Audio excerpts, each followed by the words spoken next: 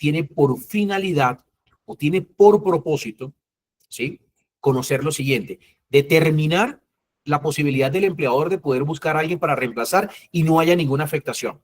Porque normalmente nosotros sufrimos con el ejercicio que por lo menos podemos llegar muchas veces al trabajo un viernes a las 4 de la tarde y el trabajador o entrega una carta, si en el mejor de los casos, o simplemente envía un mensaje o no vuelve. La norma no me daba originalmente ninguna herramienta. Hacía parte de la autonomía. Hoy la norma, aún así le decimos que no va a tener mucha aplicabilidad porque no tiene ninguna consecuencia de tipo económico. Se consideraba, ¿sí?, en efecto, Jonathan, va a ser un saludo por una simple razón. La razón es que si nosotros vemos que el preaviso no tiene una consecuencia económica, porque el preaviso va a ser prácticamente simbólico, no hay ninguna reparación hacia el empleador para poder preavisar. Entonces se va a encontrar que es uno de los elementos que tendrá que reformar eventualmente o darnos directriz al ministerio, ¿sí? Porque en efecto, el ministerio va a ser un gran protagonista. ¿En qué sentido? Indistinto de que nos gusten las opiniones o no del ministerio, tendrá que empezar a aclarar muchas cosas porque la norma tiene demasiados defectos. Entonces, ese preaviso que se le podrá exigir al trabajador se puede colocar en el reglamento interno, pero no me lleva a condicionar la entrega de la liquidación. Hay que tener claridad frente a ello. No va a tener ninguna consecuencia económica como originalmente se hablaba, que recordarán ustedes que contrataban personal y el trabajador tenía que preavisar, obviamente, la fecha de su terminación y consecuencia directa, si no lo hacía, pues obviamente había una sanción a favor del empleador. Bueno, en ese escenario esta novedad trae este ejercicio. En ese orden de ideas yo me atrevo a decir que la implementación de esta figura, le soy totalmente honesto, la puede hacer como para ir generando conciencia, pero de una vez sea la oportunidad de mencionarle como campaña de alerta, no se va a poder uno reprimir o de pronto abstener o de entregar la liquidación o de condicionar su entrega o de recibir alguna reparación por un posible daño, porque es posible y a veces en muchos casos se logra probar que algunos trabajadores con su renuncia eventualmente pueden generar algún daño. Bien, una de esas situaciones en particular. Pero ahora, cuando salimos del contrato a término indefinido, que todos conocemos y trabajamos, nos encontramos puntualmente con el contrato a término fijo, que es ahí sí hay una gran novedad de interpretación, de aplicación y sobre todo hay un gran error en la forma de la redacción. Y para eso y para poder justificar mi anterior postura, lo tengo que explicar de la siguiente forma. Nosotros conocemos que en los contratos de trabajo tenemos a término fijo, tenemos un periodo original o un periodo en el cual inicia la relación y termina. Y a nosotros nos enseñaron o nos han explicado o hemos aprendido que hay dos figuras dentro del derecho laboral, que es si hay silencio, si el contrato es a término fijo y hay silencio entre las partes, el contrato se podrá renovar por otro periodo. Es decir, se duplicará el tiempo de ejecución de ese contrato para ponerlo en términos no tan habituales. Eso se llama renovación del contrato. Y así sucesivamente me establecía la norma unas formas o unos periodos de renovación, pero sin desconocer el periodo inicial. Bueno, nuestra norma originalmente tenía esa posibilidad. Ahora la reforma al código puntualmente determinó algo que para algunos es de demasiada preocupación, en el sentido de indicar que el contrato, obviamente, primera característica del contrato a término fijo, es un contrato, sí, regla número 1, debe estar por escrito.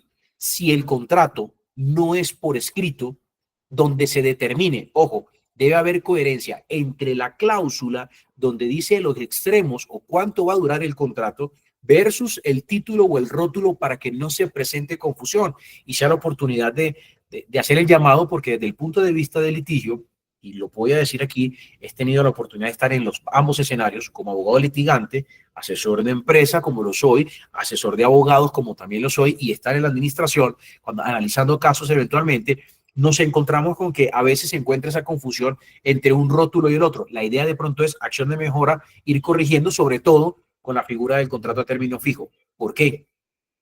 Porque en caso de confusión va a llevar al operador judicial, entiéndase un juez en un proceso, que si no logra identificar de manera correcta los extremos de ese contrato a término fijo, lo va a entender a término indefinido en algún momento. Todos los caminos de confusión en un contrato van a llevar al punto de convertirlo en un contrato a término indefinido, inicialmente. Entonces, la norma es clara en decirnos lo siguiente: Obviamente, la regla norma general se podrá renovar. Ojo, yo puedo tener reglas.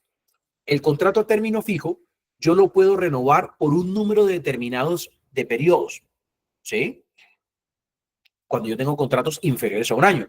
O puedo tener contratos, recordarán ustedes, en el código sustantivo tradicional, llamémoslo así, yo pueda tener contratos a término fijo entre 1 y 3 años el periodo. Es decir, podía contratar a la persona que el contrato durara 1 año, 2 años y como término máximo 3 años.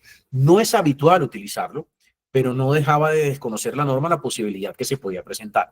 Bueno, con este contrato, ¿sí? Debemos tener presente lo siguiente. Con este tipo de contrato quedaron las mismas figuras, cambian son los tiempos. Y hay una confusión en el concepto de renovación y de periodo inicial. Y ya lo vamos a mirar. Entonces, yo puedo celebrar varios contratos o múltiples contratos o simplemente hacer silencio y este podrá renovarse por periodos inferiores a un año cuando se presente, sí, pero voy a hacerlo con la siguiente explicación. Puedo tener el contrato por 3 meses, por 4 meses o por 6 meses y ese es mi periodo inicial. Y la norma me menciona a mí que yo puedo hacer, ojo, un número significativo de renovaciones. Anteriormente, nosotros teníamos claro que un contrato a término fijo inferior a un año, de 5 meses, de 4 meses, de 9 meses, de lo que fuera, inferior a un año, podía ejercer su periodo y a partir de ese momento podía renovarse por 3 periodos o las renovaciones o prórrogas que le llaman en algunos casos, las renovaciones por 3 periodos y a partir de ahí se convertía en un año. Bueno, nuestra redacción puntualmente, y es lo que consideramos y sostenemos algunos, es un defecto. ¿En qué sentido? En que cuando nosotros leemos la redacción del contrato, y normalmente la norma que menciona dice que se podrán celebrar los contratos de trabajo a término fijo por un término no mayor a 4 años. Es decir, pasamos de 3 años como tiempo máximo a poder tener un contrato a término fijo por 4 años, que no es habitual, pero existe la norma y la norma da la posibilidad. Y ese contrato de trabajo a término fijo deberá, característica, celebrarse por escrito, dice la norma, pero cuando el contrato de trabajo a término fijo no cumpla las condiciones y los requisitos anteriores, o sea, los dos descritos anteriormente, debemos tener en consideración lo siguiente. Se entenderá que el contrato es a término indefinido y eso lo menciona muy claramente ese artículo en la modificación, el artículo 6º de la ley 2466. Eso por un lado. Pero ojo, más allá de eso, él me menciona 2 tipos de prórrogas en los contratos. Novedad dentro de nuestra norma. Y me menciona puntualmente ese escenario y me dice, ¿sí? Los tipos de prórrogas que pueden darse al momento. Característica o situación. Una prórroga pactada y una prórroga automática. Le estoy prácticamente mencionando lo que dice la ley en este momento. Pero para ello, yo debo tener en consideración que es la que estamos medianamente explicando. ¿Sí? Entonces, perdón, yo me devuelvo aquí. Entonces, en ese orden de ideas yo debo tener claro que la prórroga pactada, ¿a qué hace referencia? Es cuando en el contrato de trabajo se celebre por un término inferior a un año, como lo venía mencionando, las partes mediante un acuerdo por escrito que puede pactarse dentro del mismo documento, podrán prorrogar el número de veces que estimen conveniente. Eso es lo que dice la norma. Sin embargo, después de la cuarta prórroga, textualmente, y voy a hacer referencia a la norma, ¿sí? Que es bien el error o la confusión para muchas personas en la forma de redacción como quedó, y tendrá que aclarar el ministerio. Cuando uno hace el ejercicio, dice, la norma le dice, ojo, mediante un acuerdo por escrito no hay ningún inconveniente, ¿sí? Podrán prorrogar el número de veces que estimen conveniente, también uno diría, perfecto, no hay ningún inconveniente. Sin embargo, después de la cuarta prórroga, el contrato no podrá renovarse por un periodo inferior a un año. Ahí vendría el primer escenario, recordando algo, porque la norma lo que está haciendo y generando confusión en algunos es porque omitió el periodo inicial de ejecución. Algunos sostenemos que es mucho más fácil de interpretar por una simple razón, y la razón vendría siendo, el contrato tiene su periodo inicial y la norma puntualmente le está incorporando 4 renovaciones o 4 prórrogas en la redacción y sea la oportunidad entonces para hacer el siguiente ejercicio y leeré textualmente lo que la norma me habla sobre la prórroga pactada.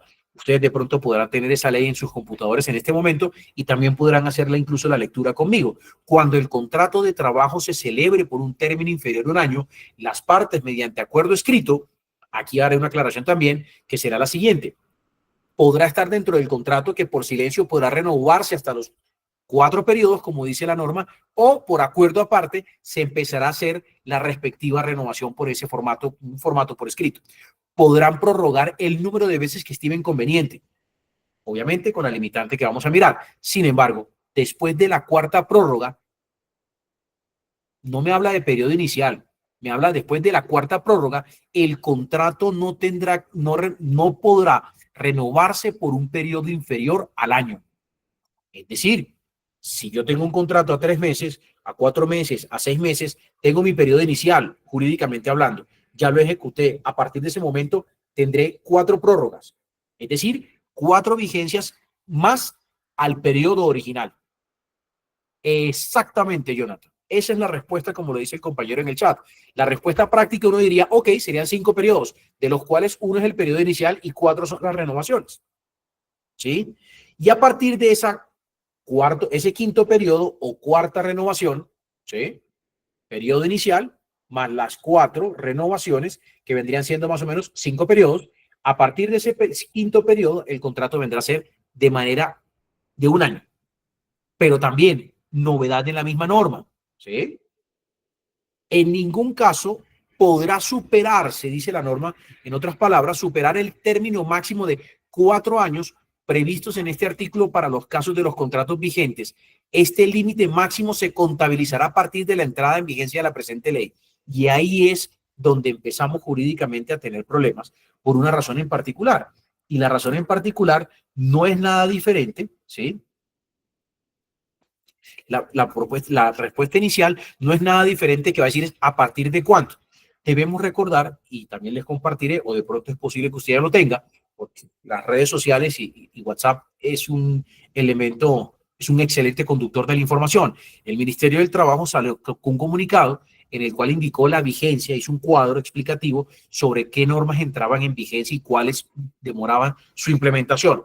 En este caso en particular, puntualmente, la norma es clara en decir que rige a partir de la publicación de la respectiva norma.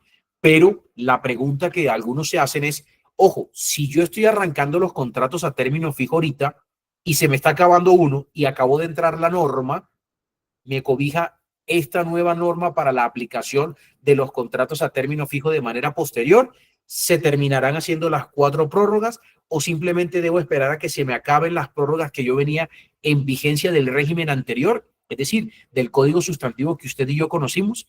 Bueno, son de las preguntas que se están presentando y que la norma no tuvo la delicadeza de poder aclarar eventualmente, porque lo que va a hacer es una ruptura en este momento, ¿sí? Lo que va a ser una ruptura en este momento en la aplicación de la norma. Por lo siguiente, si uno se devuelve originalmente a esa prórroga pactada, como les menciono, y me devuelvo en la norma y les digo lo siguiente, después de la cuarta prórroga, el contrato no podrá renovarse por un periodo inferior a un año. Hasta ahí tenemos claro. Pero dice, en ningún caso podrá superarse el término máximo de 4 años previstos en este artículo y coma, para los casos de los contratos vigentes, esta ley máximo se contabilizará a partir de la entrada en la presente ley. Es decir, eso quiere decir que si yo estoy en un contrato a término fijo hoy, de 6 meses, de 9 meses o de 8 meses, a partir del 25 de junio empezará a regir, obviamente, en los periodos que el contrato se tenga. Entiéndase 6 meses, 9 meses, 4 meses de ejecución, entrará a regir las respectivas prórrogas. ¿Cuál es el problema? Que les soy totalmente honesto, que va a generar demasiadas incertidumbres en ustedes. La regla general y el fundamento jurídico sería lo establecido puntualmente en el artículo 14 del Código Sustantivo del Trabajo, que me habla que la ley es de obligatorio cumplimiento y es una ley de orden público, ¿sí? En ese orden de ideas, si yo reviso el artículo 14 del Código Sustantivo del Trabajo, me encuentro inicialmente con lo siguiente, y me disculparán, tengo muy mala memoria, pero para eso está la norma, para poder leerla con tranquilidad. Carácter de orden público de las normas del Código Sustantivo del Trabajo. Y dice, irrenunciabilidad de lo que pueda contener la misma norma. Las disposiciones legales que regulan el trabajo humano son de orden público y por consiguiente los derechos y prerrogativas que ellas concedan son irrenunciables salvo los casos expresamente determinados por la ley. Esto quiere decir que la norma que está surgiendo en este momento, que nos da la posibilidad de hablar del periodo inicial más las 4 prórrogas eventualmente, que son los 5 periodos, empezará a regir a partir del 25 de junio, incluso afectando los contratos que actualmente están. Entonces, vendrá el reto de ustedes como empleadores de tener que hacer documentos u otros sí para poder hacer la implementación de los contratos, que es el mecanismo jurídico que podrían tener ustedes originalmente para llevar a cabo esa regla. Y solo estamos hablando del contrato a término fijo. Y solo estamos mencionando ese primer parágrafo o la famosa prórroga pactada originalmente. ¿Sí? Ahora bien, la respuesta en este caso es, si llevo otra de los escenarios, firmé el contrato hace una semana, antes del 25 de junio, y apenas llevo 5 días de ejecución del contrato, o 10 días, o un mes, ¿me cobijan? La respuesta es sí, incluso mucho mejor si lleva menos tiempo, para que pueda de pronto organizarse metodológicamente, porque esto es una transición que va a llevar eventualmente, como toda transición o como todo cambio, lleva de pronto algún trastorno en su aplicación. Entonces, podrá esperar el término inicial y a partir de ese momento tendrá el plazo máximo de los 4 periodos de renovación. Pero eso de una vez hago la aclaración. Eso no significa que yo no le pueda preavisar a un trabajador que su contrato no va a ser renovado. Eso no lo dice la norma por ningún lado. Y hay que pronto quitar esos sustos de algunos videos que uno puede encontrarse en redes sociales. Tampoco dice que se dificulte el debido proceso a un trabajador, que lo miraremos más adelante. Y sea la oportunidad de decirles, en algún momento es posible que aquí también le hagan un curso o le hagan una conferencia sobre el debido proceso. Es probable y ojalá se lo hicieran. ¿Sí? En ese orden de ideas debemos tener presente ese escenario en particular, sino que hay que leer la norma con detenimiento y sé que va a tener un poco de error a la implementación o de pronto de interpretaciones básicas. Sin embargo, las mismas normas anteriores no dan los mecanismos de herramienta necesarios para poder aplicarlo. Y por el otro lado, el de la prórroga automática, menciona puntualmente la norma que está ahí mismo en ese articulado sexto de la reforma al Código Sustantivo del Trabajo. Dice que si con 30 días de antelación al vencimiento del plazo pactado o su prórroga, ninguna de las partes manifiesta su intención de terminar el contrato, este se entenderá renovado por un término igual al inicialmente pactado o al de su prórroga. Aquí sí hicieron la distinción entre prórroga y renovación. Sin embargo, no quedó explicado dentro del articulado, error, pero nos da de pronto un poco más de luz. En ese orden de ideas, ninguna de las partes manifestare por su intención de terminar el contrato, este se entregará o se entenderá renovado por el término igual al inicialmente pactado o el de su prórroga, según sea el caso. Ojo, que viene la aclaración de la norma, sin que pueda superarse el límite máximo de 4 años previsto en este artículo. Es decir, esta misma regla aplicará a los contratos celebrados por un término inferior a un año, pero en este caso, la cuarta prórroga automática será por un periodo de un año. Lo que está diciendo la norma es que si yo pacto un contrato de trabajo a término fijo de un año, ya hablamos del inferior a un año, pero si hablo del de un año, puntualmente ese contrato no podrá llevar un tiempo máximo de ejecución de 4 años. Elimina lo que nosotros comúnmente hacíamos con los contratos a término fijo, que no es nada diferente, que podíamos tener de manera indefinida contratos a término fijo. Por eso es que usted podía decir al 20 de diciembre, al 30 de diciembre, le hacía el preaviso al trabajador, lo liquidaba y podía ingresar el 15 de enero o en febrero, o incluso en algunos casos los vinculaban de forma casi que inmediata. En ese orden de ideas, esa propuesta se elimina, o ese postulado que nosotros hacíamos, o esa actividad que se desarrollaba, se elimina, y lo que lleva consigo mismo es que máximo podré tener en un contrato de un año 4 formas de renovación, y a partir de ese momento se entenderá que podrá pasar a término indefinido originalmente. Entonces debemos tener presente ese escenario particular en el contrato a término fijo. Si recuerdan, todos los caminos conducirán eventualmente a la generación de un contrato a término indefinido. Bueno, en ese orden de ideas, yo debo tener presente que la misma norma también menciona un pedacito y una parte muy importante, ¿sí? El contrato de obra-labor, y de aquí de pronto hay que hacer de pronto unas precisiones. El problema del contrato de obra-labor que siempre pasa, tanto en las empresas como en las empresas de servicios temporales, como por la persona que lo firma, originalmente es que llegamos a la conclusión que el problema no es originalmente el contrato, es la ausencia de determinar un verdadero elemento que pueda hablar o determinar qué es una verdadera obra. ¿Cuál es el problema? Que a veces utilizamos el contrato de pronto de manera inadecuada, pero jurídicamente es válido.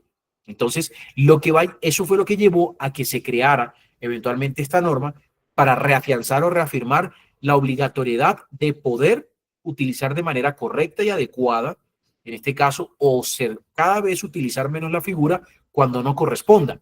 En ese orden de ideas, el contrato de obra o labor, ¿sí?, tiene un propósito, sigue siendo igual, no va a cambiar. Lo que se está haciendo, ¿sí?, es que está obligando, en efecto, como lo dice aquí una de las personas que está haciendo el comentario abajo, está obligando a que yo debo, primera regla, debe estar por escrito.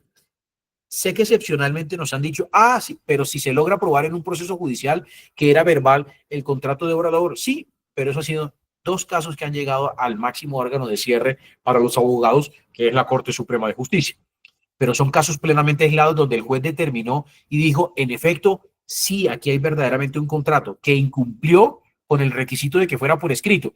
Bueno, la norma para poder, como llamémosle en estos términos, blindarse en esa interpretación, lo que está haciendo en este momento es le condiciona y le obliga a que sí o sí deba ser por escrito y debe indicarse, ojo, de forma detallada, la obra o la labor. Los contratos de obra o labor no tienen una fecha de terminación y no deberían tener una fecha de terminación.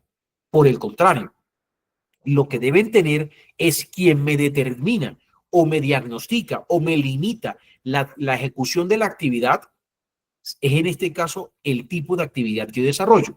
En esencia, el contrato de obra se creó con un propósito de especificar eventualmente en su objeto una labor específica o determinada. En ese orden de ideas, me atrevo a decir, el contrato de obra se diseñó para una actividad puntual y que tenga la actividad termine y culmine. Eso lleva a decir hoy que los contratos de obra no se pueden utilizar para personas que desarrollan, por ejemplo, una actividad permanente en la empresa que está trabajando. Ejemplo, yo no puedo contratar por obra o labor a una empleada, a una señora a una secretaria. Yo no puedo contratar por obra o labor, en este caso, a un asistente administrativo. Yo no debería contratar al asistente contable o al contador por ello. Para eso puede haber otro tipo de figuras, porque de alguna manera los puestos o las actividades que ellas están desarrollando tienen, lo que dice la jurisprudencia es, tienen vocación de permanencia. Entonces, en ese orden de ideas, lo que están haciendo con el código aquí en este momento es, primero, ratificarnos la importancia de la utilización de la figura. Segundo, que debe ser por escrito esa obra labor contratada, y el incumplimiento de esas condiciones debe, ojo, si yo no cumplo con determinar eventualmente un objeto de manera adecuada y si yo no cumplo con tenerlo por escrito, volvemos al mismo escenario. Todos los caminos conducen al término indefinido. Y aquí está en la presentación. El incumplimiento de las condiciones hará que el contrato por obra o labor se entienda celebrado a término indefinido desde el inicio de la relación laboral. Entonces, es supremamente importante llevar a cabo hoy el replanteamiento de la figura del contrato de obra, sobre todo porque está sensible en este momento el tema. ¿Y en qué sentido está sensible? En que está de moda hablar de las figuras de los contratos y de la exigibilidad y el reconocimiento de los derechos de los trabajadores, lo cual, pues tampoco estoy en desacuerdo, pues debe de respetarse los derechos del trabajador. Sin embargo, el problema muchas veces no es de él, es que utilizamos, volvemos al mismo, el contrato no lo encajamos en la actividad correcta al momento de llevarlo a cabo. Entonces, ejemplo, yo puedo contratar a la persona para que me desarrolle si tengo una empresa y una oficina de, no sé, de consultoría, yo puedo tener tranquilamente una persona que venga para la implementación de todo el sistema red de cableado del edificio o de la oficina. La respuesta es sí. ¿Cuándo se puede determinar? Cuando se entregue la respectiva obra. En el objeto del contrato debe quedar especificado de esa manera, que el contrato finalizará, ¿sí?, una vez se entregue la respectiva obra. Incluso muchas de ellas van con cronograma de actividades para poder determinar el porcentaje de ejecución, en algunos casos hasta por el pago, o simplemente para poder reforzar ese contrato de obra en algún momento. el problema y el común denominador de la figura que tenemos nosotros y que muchos abogados demandamos y defendemos no es nada diferente a que la persona desarrolle una actividad de carácter, ojo, permanente. No es una situación accidental, no es algo ocasional y no es algo transitorio. Eso es algo que hay que tener supremamente de presente en el momento de hablar de ese contrato de obra a labor. Entonces, debemos considerar que aparte de estar nosotros en ese escenario, en esa línea de trabajo, también la reforma al código trae esta particularidad. Nos da o dispone, para ponerlo en esos términos, ¿sí?, la contratación a personas con condición de discapacidad. En algunos casos, de pronto con acierto, para otros considerarán desaciertos, pero la norma originalmente sí me desarrolla y me determina en qué casos puedo contratar y cómo lo puedo hacer, ¿sí? Entonces, en ese orden de ideas, el legislador, en este caso, fue juicioso en decir, venga, debemos contratar a personas en condición de discapacidad, sí, bajo la propuesta, de la famosa, y no por mal llamarla, ni más faltaba, de la famosa inclusión laboral, lo cual puede ser una buena política en algún momento determinado. Incluso, para hacer salvedad, el hecho de contratar a una persona en condición de discapacidad, ¿sí? Ojo, que eso no significa que sea inválida, son dos cosas totalmente diferentes y algunos de ustedes lo sabrán mejor que otros, ¿sí? Entonces, una persona que tenga una condición de discapacidad, originalmente podía ser de pronto, algunos considerarían, pero es que si la contrato o la vinculo, voy a tener el problema que es que va a tener fuero de estabilidad y no la podré vincular. Bueno, la respuesta de una vez, con cierta tranquilidad, le digo, eso no es así. Usted me dice, pero ¿cómo así? Si tiene una discapacidad. Sí, claro.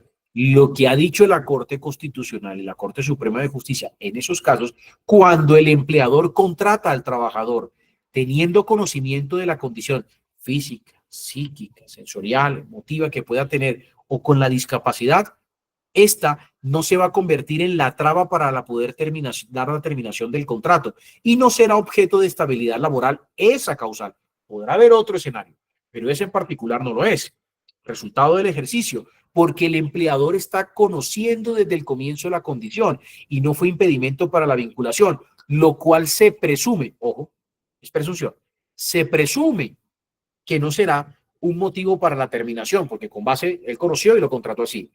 Sin embargo, puede pasar, y hay que decirlo, que durante la ejecución pueda determinar que no fue el mejor elemento para la contratación y que pues obviamente puede perjudicar tanto al trabajador contratado como a la empresa en su momento, en el momento de desarrollar la actividad.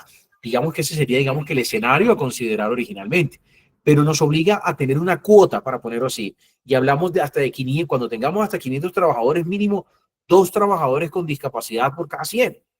¿Sí? Entonces, a partir del día del trabajador 501, sería un trabajador adicional por cada 100, ¿sí?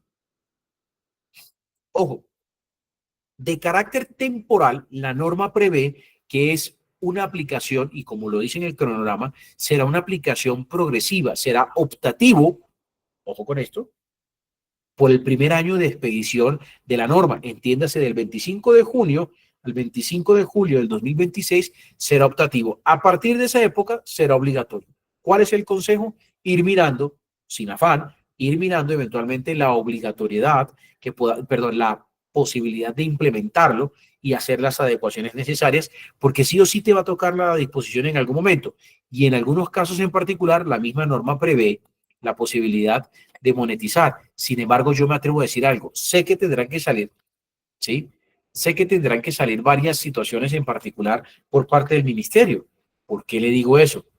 Porque no se puede desconocer que si yo puedo obviar esa circunstancia, ¿sí?, lo podría hacer en pro de mejorar o de tener una armonía al interior de la relación. Y más si de pronto no se ha generado ningún tipo de incentivo originalmente de carácter económico o tributario, como anteriormente se llevaba a cabo en algunos procesos de contratación, para tenerlo ahí como en el radar y en la consideración, su majestad de la ley. Entonces, yo debo tener presente que aquí estará más o menos el ejercicio. ¿Sí? Como les mencionaba, los escenarios que tendríamos que tener claro. Pero ojo, la cuota se va a radicar no por los caracteres de los trabajos temporales, sino por el contrario, por el carácter de los trabajadores de carácter de la condición permanente. Es decir, se va a mirar la posibilidad de la cuota de acuerdo a los trabajadores que estén a término indefinido, para ponerlo en esos términos. ¿Sí? Ojo, no, una persona puede tener una condición de discapacidad, claro que sí, no necesariamente debe estar calificada por una junta regional ni una junta nacional, pero sí debe estar registrado en el famoso Registro Nacional de Personas con Discapacidad por parte del Ministerio de Salud. ¿Sí? Tendrá, ojo, después de ello y que yo acepte, tendré la obligación de informar eventualmente al ministerio. ¿Qué va a pasar? En este momento el ministerio no tiene de pronto como la base de datos o los registros para poder mencionarlo si decide optarlo. Todo el mundo, me imagino, y me atrevo a decir, que buscarán es optar. ¿Por qué? Por la amplitud o esperar a ver cómo se modula y se desarrolla por una razón, porque todas las normas tienen dudas en su aplicación e implementación. Así de sencillo. Entonces, me imagino que con el tiempo, en el transcurso de ese año, tendrán que salir varios pronunciamientos por parte del ministerio o reglamentaciones adicionales, porque la norma se quedó corta en algunos escenarios en particular. Entonces, en ese orden de ideas, como les mencionaba, la vigencia será durante el primer año, es optativo, una posibilidad de poder hacer un programa piloto. Y por el otro lado, a partir de ese año será de carácter casi siempre 100% obligatorio. Bueno, el punto picante para muchos y de preocupación para otros y que ha dado demasiadas polémicas y demasiado que hablar. El contrato de aprendizaje. Bueno, este contrato de aprendizaje puntualmente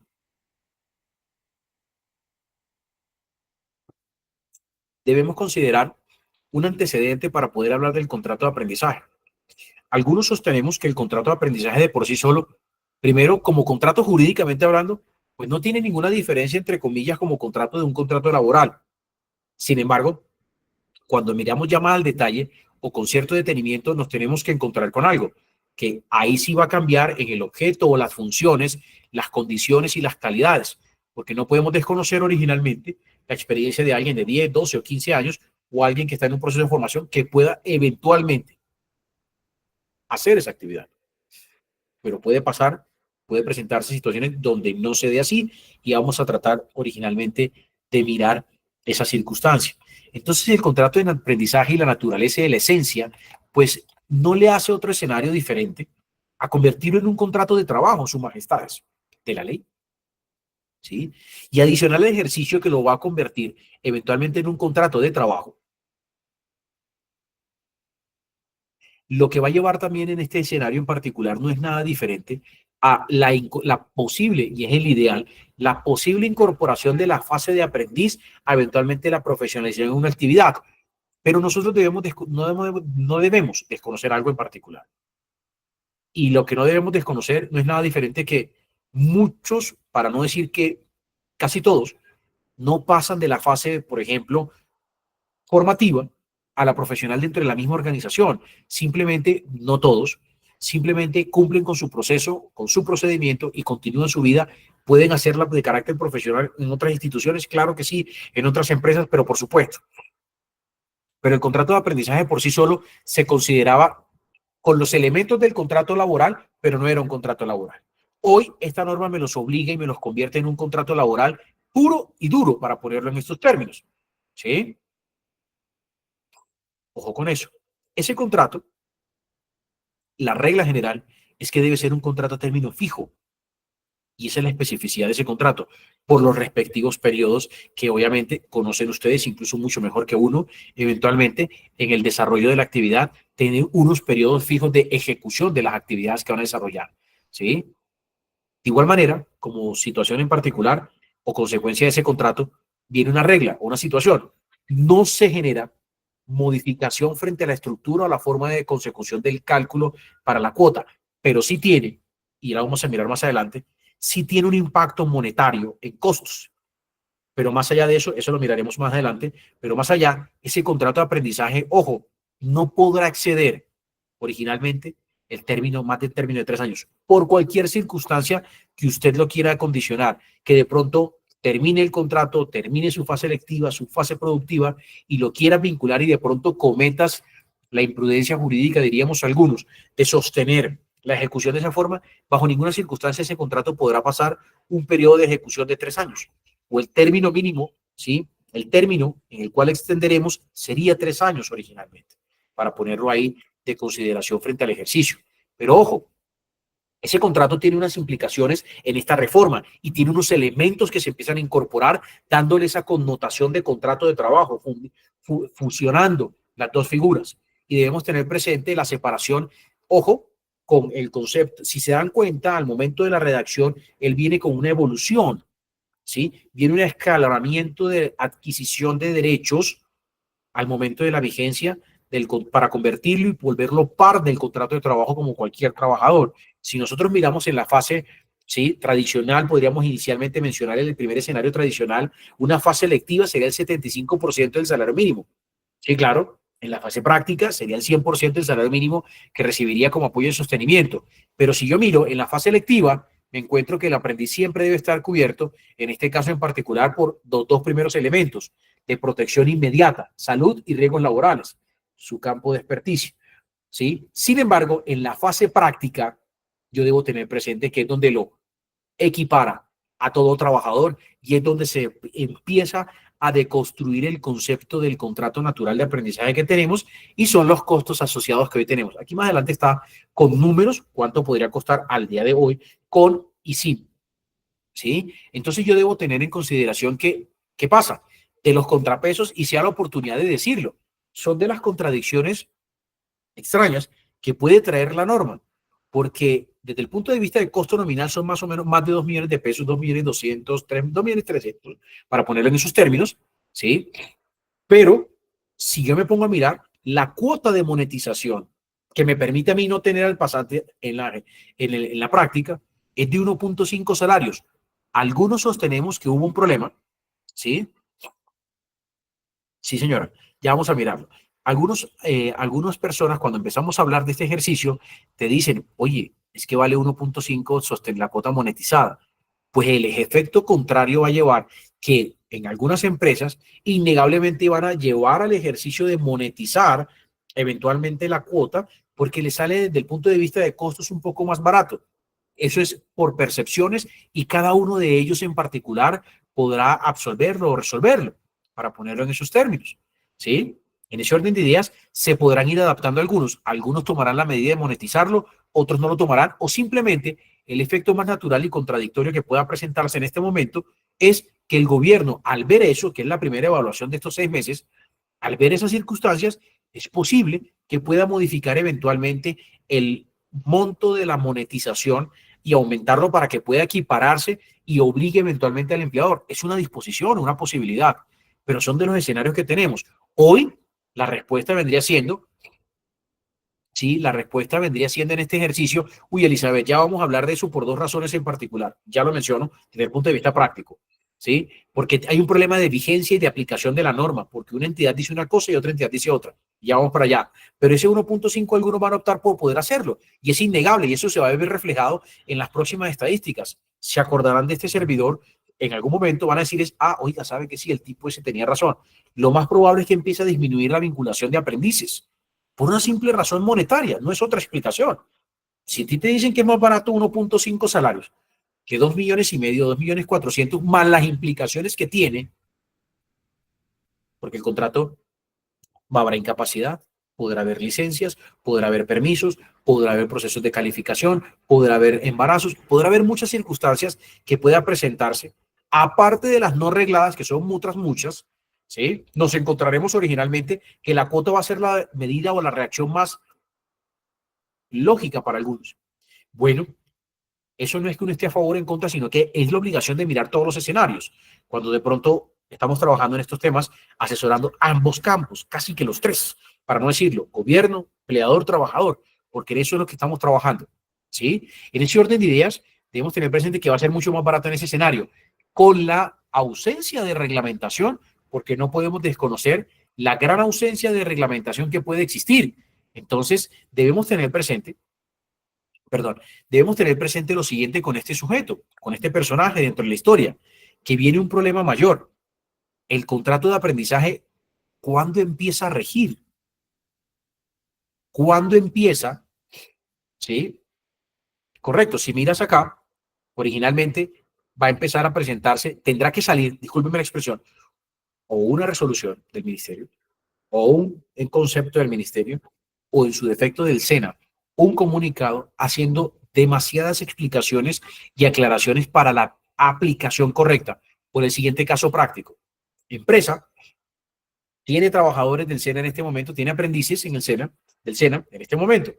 Y al ver que sale la ley, dice, venga, yo voy a darle aplicación. Artículo 14, de obligatorio cumplimiento. Y si yo miro el cronograma de actividad que me implementa, en este caso, el artículo sobre los aprendizajes, sobre el contrato de aprendizaje, me encuentro con un escenario, me dice que debe ser de manera inmediata. Ok, la empresa decidió hacer la respectiva llamada de primera medida, consultó con el SENA y no le dieron razón, le dijeron, discúlpeme, no tenemos pronunciamiento expreso, razón la cual no podemos determinar si le debe ser o no. Después llega un correo electrónico diciéndole, tranquilo, hazle el contrato de trabajo que tú tienes y puedes utilizar tu modelo toda vez que el contrato del aprendiz va a ser un contrato laboral. Escoge.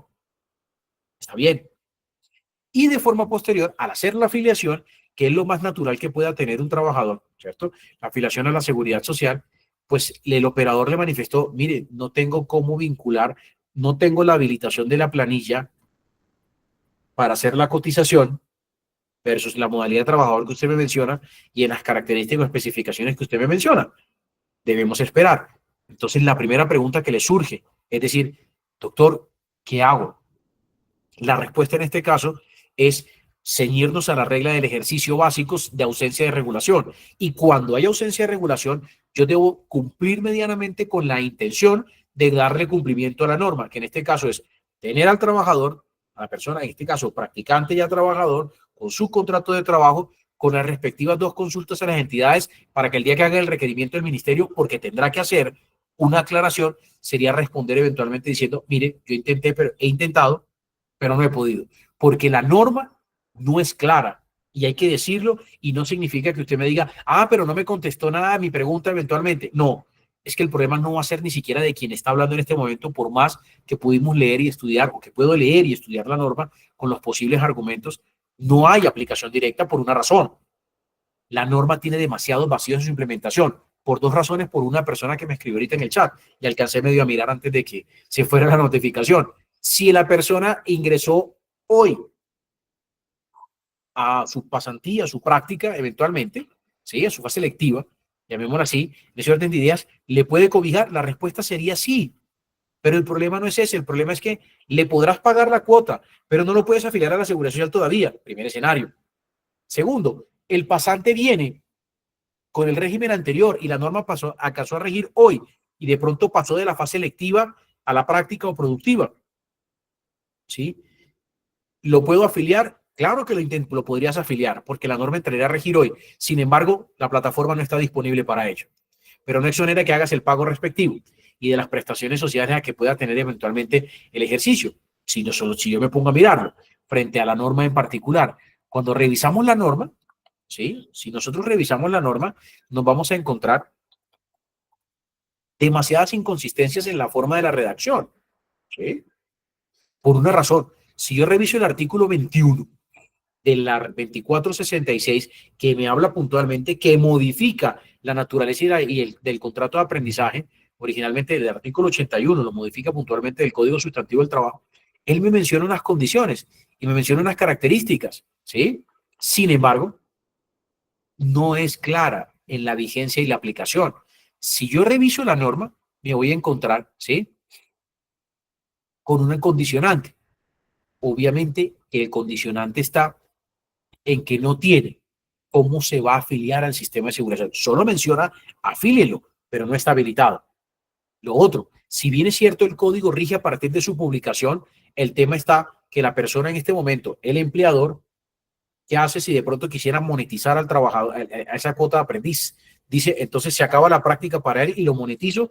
En ese caso en particular, me atrevo a mencionar lo siguiente, la norma no contempló los posibles escenarios que usted y yo podamos tener como empleadores, por ejemplo, con los pasantes en este momento. Pero nos toca ceñirnos a las reglas generales. Y la regla general en este caso es, si tienes un pasante en este momento, ¿sí? La respuesta en este caso sería hacer la mutación conforme la norma me lo estipula, ese artículo 21 puntualmente me lo estipula, con el propósito particular de ¿qué? Con el propósito en particular de empezar los procesos de vinculación, probar que no pudiste y continuar con él en su ejecución. Para las vinculaciones de practicantes posterior al 2020, al 25 de junio del 2025, tendrán que entrar con estas reglas, con ese condicionante de carácter administrativo. Y si la persona está en la fase práctica y ya la está finalizando, eventualmente podrás esperar la finalización, y hablo de cuando te falte el mes o 2 meses como máximo. En ese orden de ideas, esas son las reglas que tienen, porque si usted revisa ese articulado, no le especifica por ningún lado los condicionantes. Por el contrario, lo que nos genera eventualmente es la naturaleza del contrato y la homologación eventualmente que pueda llevar al momento de la vinculación. Pero no es más, si yo reviso la naturaleza jurídica, tendrá que decir, ¿sí? Originalmente la naturaleza jurídica me dice, yo tendré que homologarlo a un contrato de trabajo, punto. Y tendré que afiliarlo como me lo menciona aquí la presentación, en los porcentajes que tiene. Ahora, le preguntan a uno, y es cierto porque aquí también lo acabaron de hacer, ¿se puede en este momento, al momento que la persona entre en la fase, se le puede hacer el descuento al trabajador? En este caso al trabajador, la respuesta en este momento diría sí, porque viene siendo un trabajador, ¿sí? Pero entonces, viene la particularidad, tocará ver si nos reglamentan lo contrario, tristemente. No guste o no nos guste, pero la regla general es que él tendría los mismos condicionantes frente al tema. Y en la fase práctica, recuerde, él goza de salud, pensión y riesgos laborales en las proporciones como cualquier otro trabajador. Entonces, ahí nos vamos a encontrar con unas situaciones en particular que de pronto no son motivantes, dirían algunos, al momento de considerar la vinculación. ¿Por qué? Porque en ese contrato de aprendizaje yo debo tener en consideración lo siguiente, los costos. Si usted lo mira entre el contrato de aprendizaje en la fase lectiva versus contrato, ¿sí? En el escenario de la reforma, si yo lo miro desde el punto de vista del lado izquierdo, están los ítems, pues evidentemente miren la proporción o el aumento. En la fase final pasamos de estar antes de la reforma en 889.688 pesos y, ojo, en la fase electiva, ¿no? Versus la fase actual, en este momento y con reforma, de 1.252.993 pesos. En ese orden de ideas, es evidente el aumento de esa primera carga al año 2025. Sin embargo, no podemos desconocer que en la fase, ¿sí? En este caso en particular, esa fase práctica, el aumento es exponencial. Por eso sostenemos, y es evidente, el ejercicio. Si usted revisa en el escenario antes de la reforma, en este caso del pasante en la fase práctica, podríamos hablar de 1.252.000 pesos aproximadamente. Pero si su majestad se va al escenario de la reforma actualmente que tenemos que empezar a aplicar con las reglamentaciones que tendrán que salir de forma posterior y con las implicaciones que yo le manifesté en algún momento, esto es incapacidades, esto es licencias, esto es una licencia de maternidad, una licencia derivada de una licencia no remunerada y cualquier otra circunstancia que se pueda presentar, me voy a encontrar con el escenario de los 2.600.000, ¿sí? 2.268.000 pesos aproximadamente. Es un aumento casi de 1.000.000 de pesos, 1.030.000 pesos aproximadamente. Resultado del ejercicio, muchas empresas van a intentar revaluar, ustedes revaluarán eventualmente, ¿sí? Entonces, en ese orden de ideas, yo debo tener presente el ejercicio en particular. Entonces, cuando hagamos el ejercicio, debemos tener presente eso, que vendrá la reglamentación de forma posterior. Entonces, esto es un abrebocas de los posibles escenarios por los cuales un empleador eventualmente puede optar por decir, mira, ¿sabes qué? Me es más conveniente migrar a la respectiva monetización. ¿Cuál es el tema? Que puede reglamentar en este momento el Ministerio del Trabajo o en su defecto el SENA, podría reglamentar la imposibilidad de monetizar una vez tú estés vinculado, que es otro de los escenarios que puede presentarse. Porque, discúlpenme lo que le voy a decir, es lo más natural del mundo el entender esto. En el sentido que si obviamente para ti va a implicar demasiados costos y una carga operativa adicional, nos vamos a encontrar con ese escenario y con esa consideración en particular, Sus Majestades. Debemos tener presente el ejercicio. ¿Sí?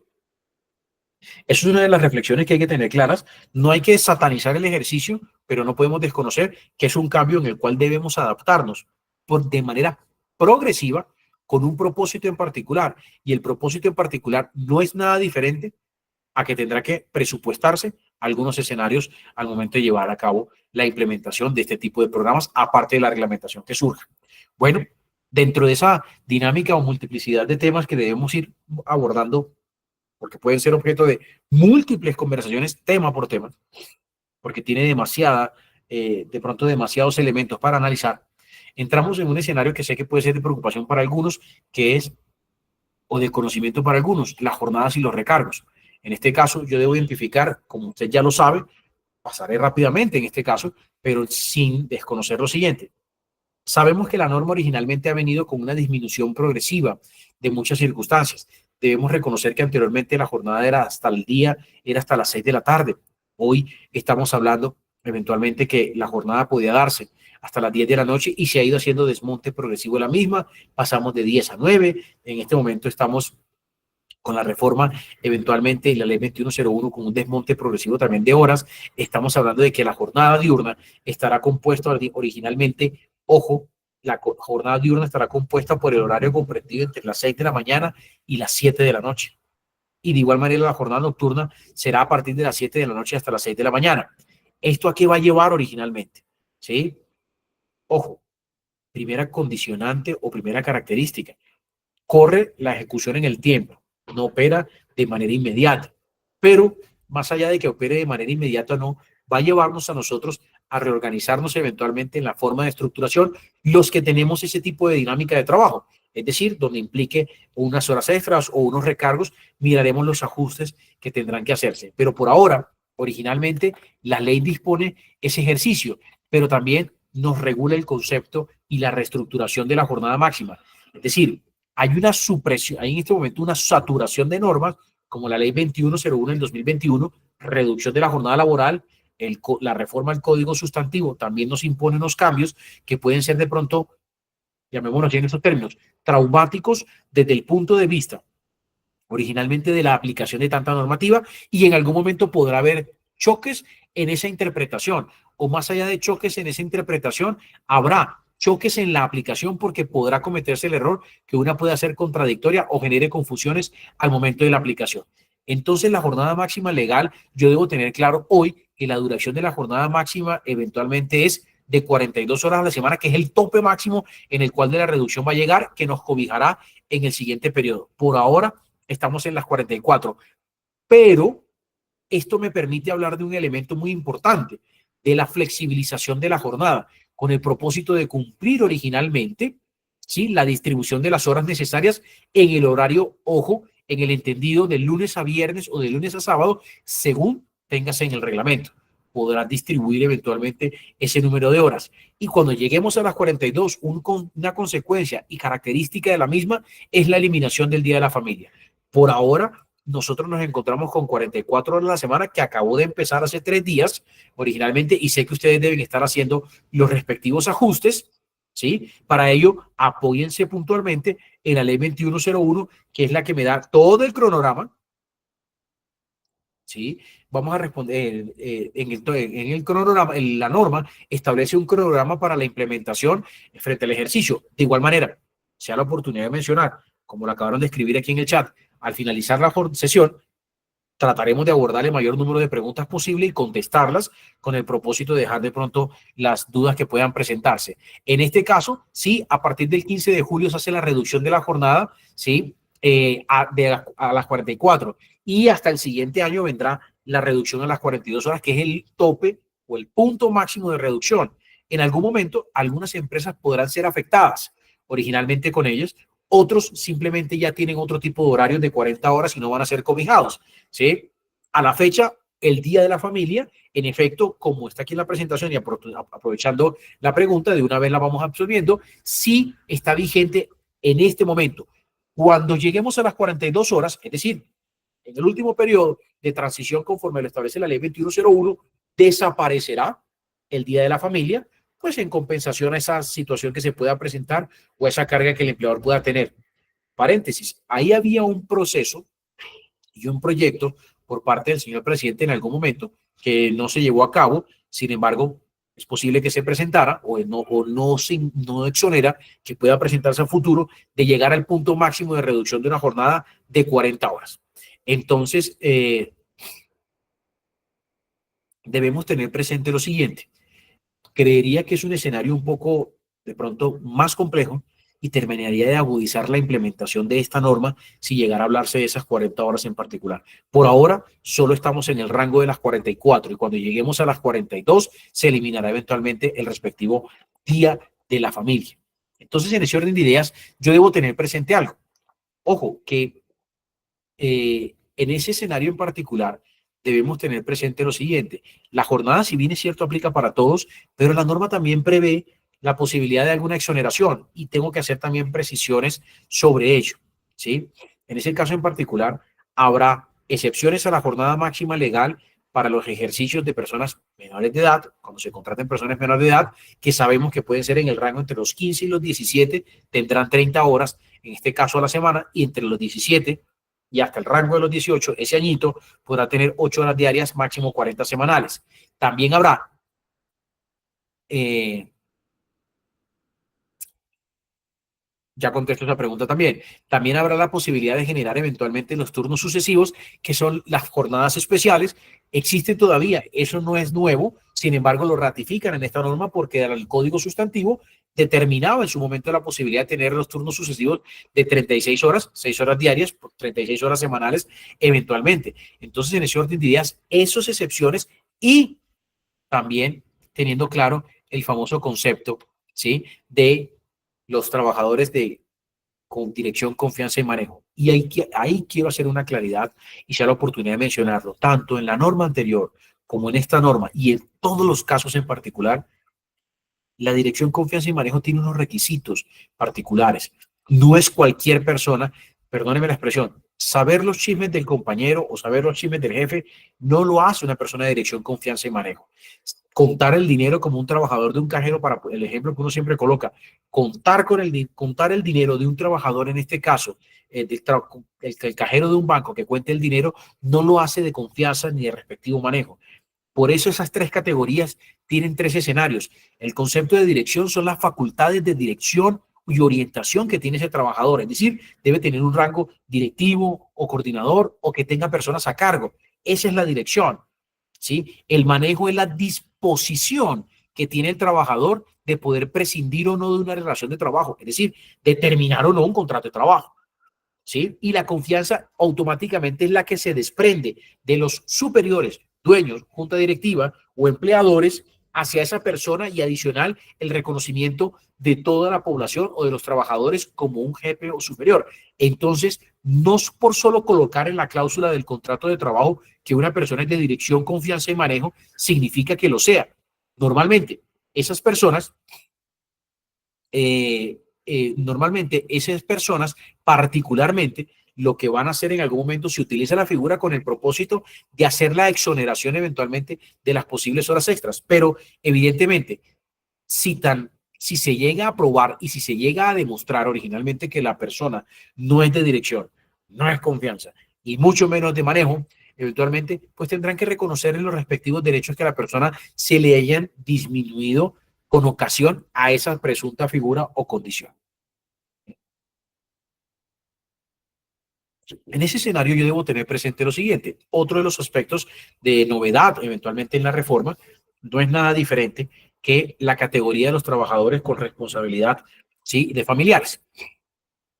En ese orden de ideas debemos considerar lo siguiente. Escenarios.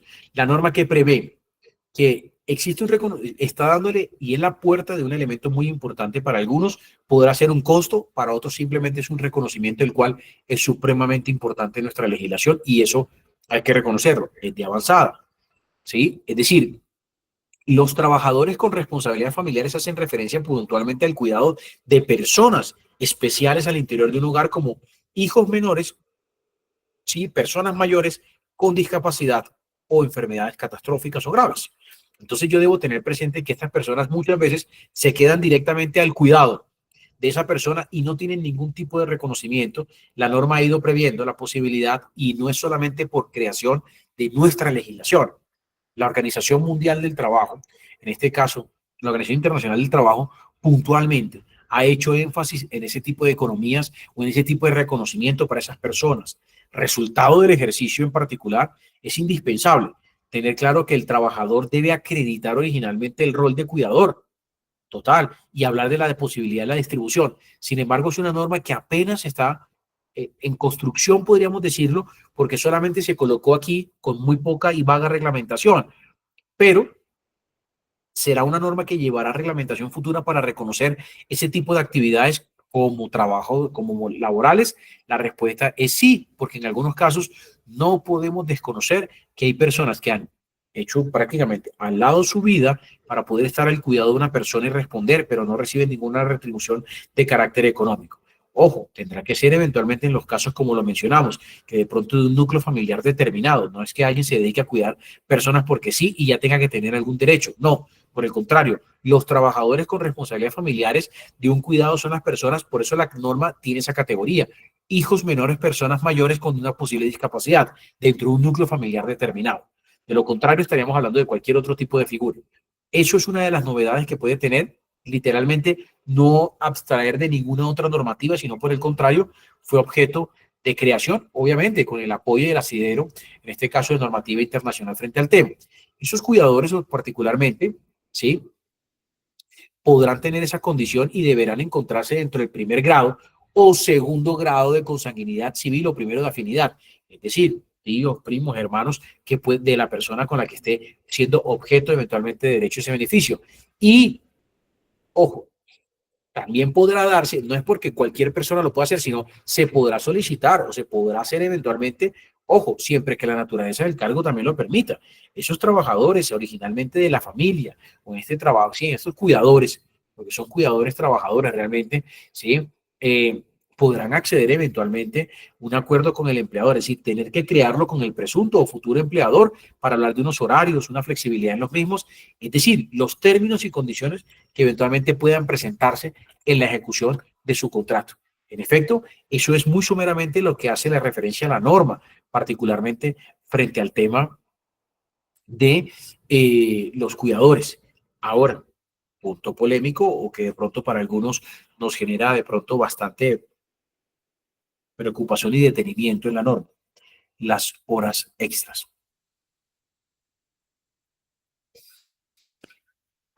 Frente al ejercicio, yo debo tener presente lo siguiente. Primera condicionante, y tiene su complicación. No se requiere el permiso en este momento. En este momento. No sabemos qué más pueda decir eventualmente el legislador o el ministerio frente a ese tema. Por ahora, se elimina la solicitud de permisos para elaborar los extras. Pero usted me preguntará y me dirá, pero venga, y las que ya yo tengo, ok, sabemos que el ministerio tendrá que salir con esa adecuación, pero la respuesta es, una vez finalizado el mismo, ya no tendrás ni que renovar ni hacer la respectiva solicitud. Y las personas que en este momento no tienen, crearon empresas y están en ese trámite, no tienen que por qué solicitarlo. Sin embargo, no exonera, y aquí hay unas implicaciones, no exonera de llevar a cabo un registro del trabajo suplementario por parte de los trabajadores. Eso no es tan simple por una simple razón, porque la norma le está poniendo la carga al empleador de tener originalmente esos libros, o ese libro o ese registro. Puede que el empleador en algún momento tome la determinación de decir, mire, yo no voy a llevar esos libros, no hay la posibilidad que yo registre eso ni en un software, ni en un Excel, ni nada por el estilo. Muy bien, pero se practiquen las horas extras. Y si el trabajador en una reclamación, por ejemplo, por vía judicial, lograra originalmente probar que existían esas horas extras, hay dos implicaciones para ese empleador. Y una de ellas es, puntualmente, el reconocimiento evidentemente del pago de esas horas, pero más allá de eso, que eventualmente pueda sancionarlo el ministerio por no tenerlo. Ojo que ya no sería por la solicitud, sino por no obtener ese registro, razón la cual, llevar ese registro, razón la cual el fallo en el proceso judicial, cuando demanden, si llegara a demandar, tendría que condicionarlo de esa forma o de esa manera. Esa multa o esa sanción que pueda poner el Ministerio del Trabajo no es a favor del trabajador, por el contrario, es a favor del Servicio Nacional de Aprendizaje de Escena, ¿sí? Entonces, dentro de ese escenario, esa es la primera precisión frente al tema y hay que hacer consideración en algo. Las horas extras es uno de los grandes problemas que tienen los trabajadores para lograr probar dentro de un proceso judicial eventualmente. Es decir, no es fácil que un juez conceda las horas extras de un trabajador, por más evidente que pueda ser en muchos casos, porque la Corte Suprema de Justicia que es nuestro máximo órgano de cierre, ha determinado unos condicionantes. En este caso en particular, deben estar autorizadas por el empleador, el requisito más importante. Deben estar demostradas o de que las desarrolló la persona y debe haber una causación o un pago durante la vigencia de la relación donde le hayan reconocido por lo menos una. Entonces, en ese orden de ideas, esos serían los elementos para hablar de una eventual presunción. Pero ahora vendría un escenario para el trabajador, un cuarto aditivo, que es la obligación que tiene el empleador de llevar el registro. Ahora, ¿qué tendrá que pasar? En el reglamento yo tendría que decir, para que no pase absolutamente nada, tendría que decir en el reglamento que ahí no se trabajan horas extras, en el contrato que no está cubierto las horas extras, y todos cometemos un error y siempre dejamos, como dice el dicho, la huella, y la huella es cuando le colocamos salario, porque cuando colocamos salario hacemos la transcripción completa de la cláusula del artículo 127 del Código Sustantivo del Trabajo, los elementos que integran el salario. Y dentro de esos elementos que se integra el salario, puntualmente está las horas extras, trabajos nocturnos, dominicales y festivos. Entonces, hay que tener mucho cuidado si pretendes hacerlo, si lo vas a hacer de esa forma, debe ser unísono, algo que pues cuestionable frente al ejercicio, pero en caso de que se presenten deberían concederlo en debida forma o el empleador estaría objeto o sujeto a ese tipo de circunstancias, porque el trabajador podrá buscar abogados juiciosos o acuciosos que puedan invertir el ejercicio, como le estoy mencionando, y la inversión del ejercicio consiste en que la norma, en este caso en particular, es la que obliga, ¿sí?, a que el empleador tenga que llevar ese registro. Entonces, no estamos leyendo el contexto en su totalidad de la norma y es uno de los problemas que algunos dicen, ah, qué chévere, nos quitamos el requisito del ministerio. No, ni tan chévere, porque te obliga a ti a llevar ese registro. Resultado de que te obliga a ti a llevar ese registro nos lleva a tener mayor claridad e implementación futura frente a ese tema. Ojalá no nos encontremos nunca como contrapartes en un proceso porque me acordaré de ustedes, no mentira. De verdad que sí. Entonces tengamos presente ese ejercicio, porque aquí recordaremos eventualmente ello. Y lo importante, hay que llevar el registro. Sí o sí hay que llevarlo. Por dos razones. Hay demasiada incertidumbre, reitero, frente a la nueva reglamentación, frente a las horas extras que se pueda presentar. Esa como dos condicionantes, pero sabemos que la implementación de las horas extras lleva con sí mismo un porcentaje de incremento que es progresivo para ir analizando eventualmente los costos, no para mirar si lo quitan o no, o lo desmontan o no, para ir adaptándonos poco a poco a ese cambio. Pero tampoco nos debemos dejar de sorprender, porque esto tampoco es el gran avance jurídico. Por el contrario, esto existía mucho tiempo atrás, se hizo desmonte con una política en particular, en este caso de generación de empleo, no se hizo, yo creo que en este caso dijeron, bueno, como no se hizo, intentemos saber si esto funciona, pero creo que en este caso en particular, estas reformas lo que están llevando es el sostenimiento de las relaciones, pero van en descenso por las condiciones económicas del mercado, que no son las más aptas en este momento. Pero más allá de eso, la remuneración en día de los descansos obligatorios eventualmente sería en esta dinámica. Arrancarían para el año 2025, es decir, del 25 de julio para acá, de la vigencia de esta norma, el 80%, subimos al 2026 al 90% y subimos en el 2100, en el 2027 al 100% del respectivo recargo. No cambia los porcentajes en este momento, por ejemplo, de hablar de una hora extra diurna, nocturna, por ahora no, no se ha tocado. Sin embargo, en el caso de la remuneración de los días de descanso obligatorio, vendría siendo en este ejercicio, ¿sí? Ojo, yo debo recordar algo. Los recargos puntualmente se causan, como lo dice aquí la presentación, sin perjuicio del salario de haber trabajado la semana completa. Y de aquí una reflexión de una vez.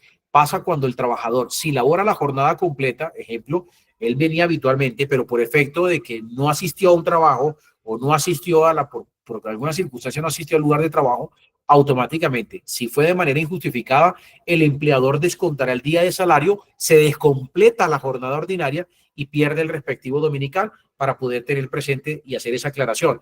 ¿Por qué? Porque la norma habla de que el trabajador perderá, obviamente, el derecho del descanso remunerado cuando no cumpla con la jornada, en este caso con el ejemplo que le acabo de colocar. Pero por el otro lado, el recargo se causa sin perjuicio del salario del trabajador. Un escenario es el salario que yo recibo y otro escenario, ¿sí?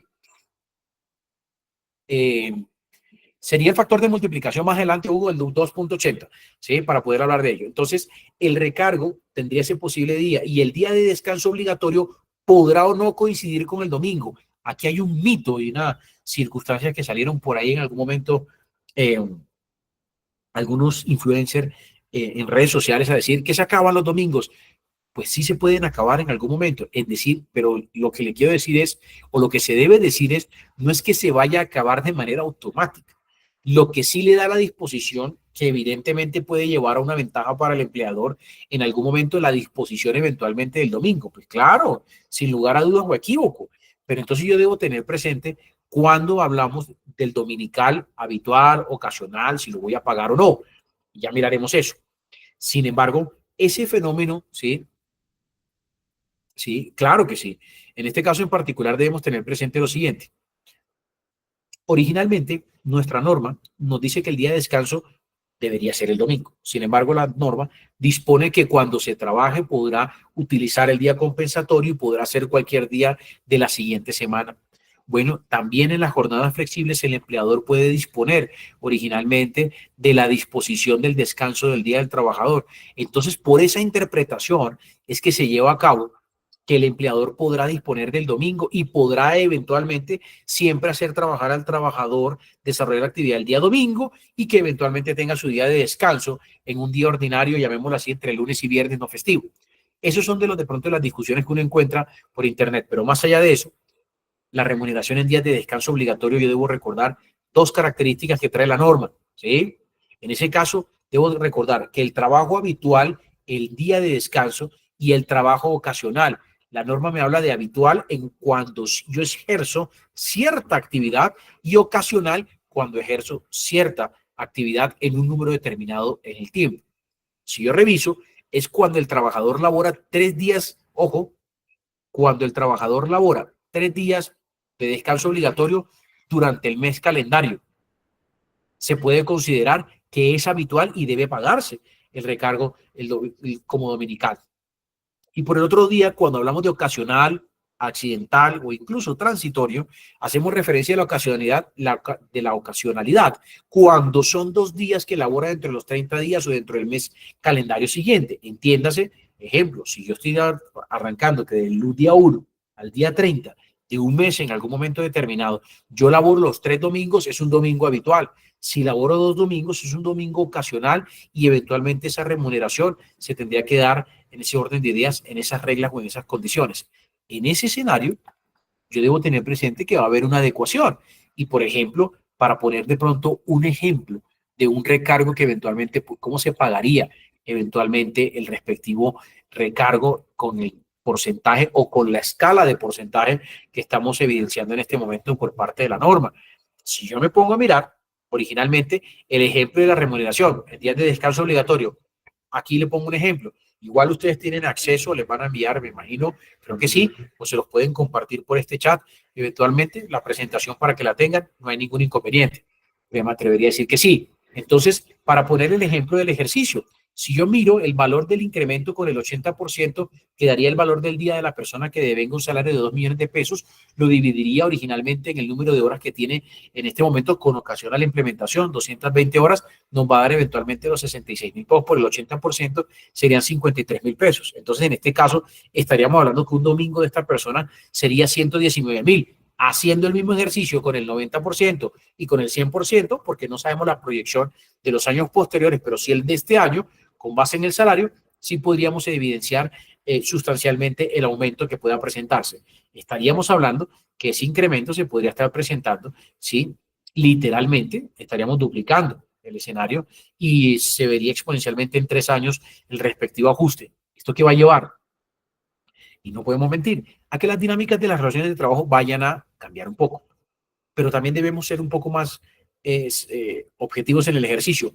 Va a haber una época, y se lo tengo que decir, va a haber una gran época para ustedes como administradores del recurso, de muchas reclamaciones o de pronto de situaciones o de solicitudes frente a aclaraciones, dudas o implementación de los respectivos recargos por la natural transición. Y también desde el punto de vista del efecto político, no podemos desconocer que todo el mundo ha estado pendiente frente a eso porque se ha convertido en la campaña política de muchas personas, tanto del gobierno anterior con la implementación de este gobierno, como la salida del mismo y la postura de los que vienen. Entonces, sí va a ser frecuente la posibilidad originalmente de estar de pronto cuestionando este tipo de circunstancias y situaciones. Más adelante tendrá que también el ministerio de pronto reglar, eventualmente si considera, que no lo creo, algo adicional, porque esta norma en este caso fue supremamente clara. El porcentaje progresivo de aumento de las horas. ¿Qué va a pasar? Judicialmente es otro escenario que solo se sabrá hasta cuando se lleguen a los procesos, teniendo claro el escenario de la carga que el empleador tenga de probar, de tener, perdón, la carga que tiene el empleador de tener la dinámica de las horas extras y que muchas veces podrá abstenerse de entregarlas. Recuerden, yo se lo mencioné al comienzo, sé que pasamos por 3 reformas, sustantivo, pensional y procesal, y sea la oportunidad de decirle, en el campo procesal, que es en el que nos manejamos algunos abogados, al momento de resolver los procesos de los litigios, se impuso multas cuando los empleadores se abstengan de aportar documentos que la ley le impone tenerlos, como por ejemplo esta. Entonces, a futuro, si es necesario ir reflexionando, porque en el Código Procesal, su abogado, quien lo asesora a usted laboralmente, le podrá decir a futuro, mire, tendrá que implementar esto sí o sí, y en caso de que no, me dificultarán a mí si llega a demandar un trabajador a futuro, porque yo no tengo cómo contestar. Y si niego la prueba, es decir, si no la llego a tener, eventualmente el juez va a decir, no es posible, si el trabajador logra probar que hubo horas extras, sería doble sanción para el empleador, porque el juez podría decir, ministerio, investíguelo porque, ojo, no es que no tenga el permiso, es que no tenía la tabla, o en este caso el software, o el soporte respectivo de las horas, que es una imposición que la norma está poniendo. Entonces, ojo con eso, que eso es algo que va a pasar y es normal que se presente en esta transición, para que lo tengamos de presente en este momento frente a ese ejercicio en particular. Y un aspecto que sé que para muchos es no picante, es ardor, en el buen sentido, porque le pone condimento a las relaciones de trabajo en algunos casos. Algunos por satisfacción, otros por imposibilidad de llevarlo a cabo. Bueno, en efecto, aquí como todo es casi que rápido y express, sé que podrá haber la posibilidad de hacer una sola conversación sobre el procedimiento que combina lo anterior con lo nuevo, que en este caso lo nuevo no es muy nuevo, porque de alguna forma lo que hizo fue materializar lo que ya se venía, entre comillas, desarrollando, que no es nada diferente al debido proceso. La norma, debemos tener presente que para sus abogados se lo habrán mencionado muchas veces, ¿sí? Correcto. Tomaron el desarrollo jurisprudencial con el propósito originalmente de plasmarlo en la norma. Para ello hay una sentencia supremamente importante, que es la que todos buscan y encontramos en Internet cuando colocamos debido proceso en materia laboral o procedimiento disciplinario, que es la sentencia también de un magistrado muy polémico, que es la sentencia de constitucionalidad C-593 del 2014, y habla del debido proceso en el procedimiento laboral. Consecuencia directa, debemos tener presente, ¿sí?, lo siguiente. En ese escenario, la primera regla que debemos tener en consideración, y me tengo que hacer obligatoriamente mención a el régimen disciplinario anterior, que uno de los grandes problemas de nosotros es que no tenemos o de pronto demostramos, cometemos errores sin querer por tratar de demostrar eventualmente la causal o demostrar que hay un incumplimiento del contrato y con ocasión a eso se da una terminación. Lo primero que hay que identificar aquí es lo siguiente. El procedimiento disciplinario, como su nombre lo indica, es para disciplinar al trabajador, no es para terminar el contrato. Pero lo hemos convertido como el mecanismo o la herramienta para poder terminar los contratos de trabajo, que es algo diferente. Pero eso no significa que esté mal hecho. Pero eso se puede modificar puntualmente en el siguiente escenario. O se podía modificar o se debe modificar futuramente. ¿En qué sentido? Ya la misma Corte Suprema de Justicia ha determinado que la sanción, el despido, no puede ser derivado de la sanción disciplinaria, excepto cuando en el reglamento, en el contrato, esté estipulado de esa forma, que derivado del procedimiento disciplinario, si se demuestra la falta grave, será causal de terminación. Si está así, terminas bien. Por eso muchos de nosotros nos dedicamos a demandar despidos sin justa causa, porque a veces cometemos el error de no identificar de manera adecuada. Y por eso a ustedes de pronto les llegarán derechos de petición pidiendo copia del contrato, copia del reglamento, para poder mirar la unicidad, es decir, la coherencia que exista en cada uno de esos elementos con el propósito de llevar el régimen disciplinario. Entonces, la regla general que usted tiene en el procedimiento disciplinario es que usted le enseñaron o nos enseñan, cita al trabajador, luego de citar al trabajador, ¿sí?, luego de hacer la citación al trabajador, hágale las preguntas y termine el contrato. Bueno, en esa secuencia no es tan simple. Me disculparán la precisión. Hay algunas características y para ponerlo en estos términos, es un mini juicio. Y ese mini juicio tiene como propósito, originalmente, determinar, ¿sí?, la disposición que se pueda presentar al momento de identificar la causal de terminación. Me permito citarlo, que no está aquí en la presentación, pero me permito citar la sentencia, que es una sentencia, y también se las podemos compartir, ya es relativamente vieja, recopilada por varias, que es lo que le acabo de explicar originalmente, que es la sentencia SL 40607, de pronto quedará aquí en la transcripción, 40607 de septiembre del 2011, de un magistrado que se llama Luis Gabriel Miranda Huelvas. ¿Qué pasa? Él dice que la sanción disciplinaria no puede ser el despido, como lo ocasiona lo que estamos hablando, sin que esté debidamente identificado. Con base en esos antecedentes, y hay que tener claro algo, para que usted haga de pronto un debido proceso o una determinación un poco más consistente, vendría siendo hacer la citación. En la citación no es una audiencia escondida, no es una emboscada jurídica. La citación debe ser clara y transparente. Cítelo demostrándole los incumplimientos, anéxale las respectivas pruebas, envíaselas al trabajador en el momento de la citación, envíeselas. Cite al trabajador no de un día para otro, no el mismo día. Cítelo con por lo menos 1 o 2 días de antelación para que él pueda ejercer su derecho de defensa o contradicción y pueda aportar las pruebas si él llega a tener, porque sabemos que muchas veces quien tiene las pruebas somos nosotros. Y una forma de garantizar es, si tienes las pruebas necesarias para terminar el contrato, no debe haber de pronto temor alguno frente al tema y ser supremamente transparente en el ejercicio. Y no estoy diciendo que usted oculte, por el contrario, a veces lo hacemos muy rápido. Citémoslo. Las preguntas no pueden ser de autoincriminación. Ahora con la reforma son mínimo 5 días, Hugo. Muy bien, la reforma me obliga a eso y ya vamos para allá. Pero como normalmente yo no le puedo hacer preguntas como, ¿usted es consciente que infringe las normas del reglamento? No, porque eso es una pregunta de autoincriminación. Eso es violatorio al debido proceso. Es como decirle y preguntarle, ¿es usted culpable de los hechos? Pues tú no puedes hacer eso porque él goza un principio de inocencia frente al tema. En ese orden de ideas, lo que debemos jugar a probar es que él incumplió el contrato de trabajo. Aquí no tienes que hacer categoría a que si él reconoce o no la culpa, ¿sí? Exacto. ¿Cuál es el tema? Por eso estoy haciendo referencia puntualmente. El proceso disciplinario, yo le puedo hacer este tipo de preguntas, no incriminatorias, pero en el proceso disciplinario sí puede haber terminación de contrato, pero haciendo la especificación que mencioné. Si en el contrato, si en el reglamento está plenamente estipulado que es causal de terminación la sanción que yo pueda poner.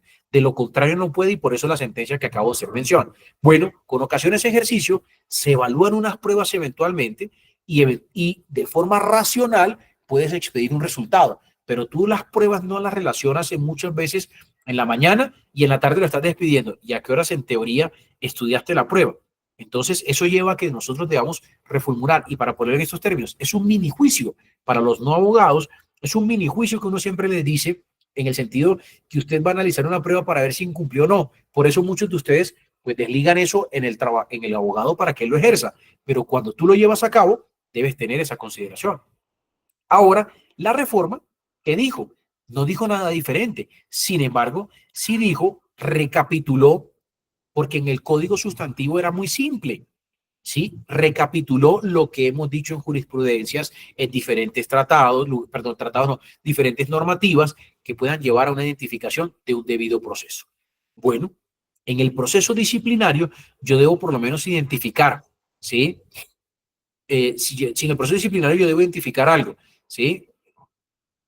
Lo siguiente, una notificación formal, y la notificación formal puede ser por cualquier medio electrónico o mensaje de datos, en este caso al celular, al correo electrónico personal, al correo electrónico institucional si llega a tener, y en el caso de que no lo tengan, lo puedes hacer físico, es opcional. Lo importante es darle a conocer la citación y el por qué lo estoy citando, ¿sí? Yo lo puedo incorporar ahí mismo las pruebas respectivas, pero claro que sí, sin lugar a dudas. Segundo, frente al ejercicio, debe haber una declaración o manifestación de los motivos del incumplimiento. Obviamente no todo el recuento, pero sí el incumplimiento de sus obligaciones contractuales en lo que tiene que ver jornada laboral, extravío de documentos, hurto, lo que haya sido. Cualquier causal que yo pueda lograr identificar. ¿sí? Y asimismo la presentación de las pruebas, como lo mencioné, ejercerle, aquí sí viene el condicionante. A diferencia del régimen anterior, hoy mínimo debe haber 5 días. Ojo, oportunidad de defensa, término para manifestarse frente al proceso, 5 días. Tiempo máximo para que la persona se pueda manifestar. Tiene 5 días. Puede serlo en el día 1, día 2, día 3, día 4, 5, pero le da un plazo. No como muchas veces nos pasaba, que originalmente uno se encontraba en un disciplinario, es, te cito, son las 4:40 de la tarde, te cito para las 5 de diligencia de descargos. O lo citan a las 8 y le hacen la diligencia a las 3 de la tarde. Y lo tienen todo el día sentado en una banca sin hacer nada quieto, incluso en algunos casos casi que encerrado en una oficina.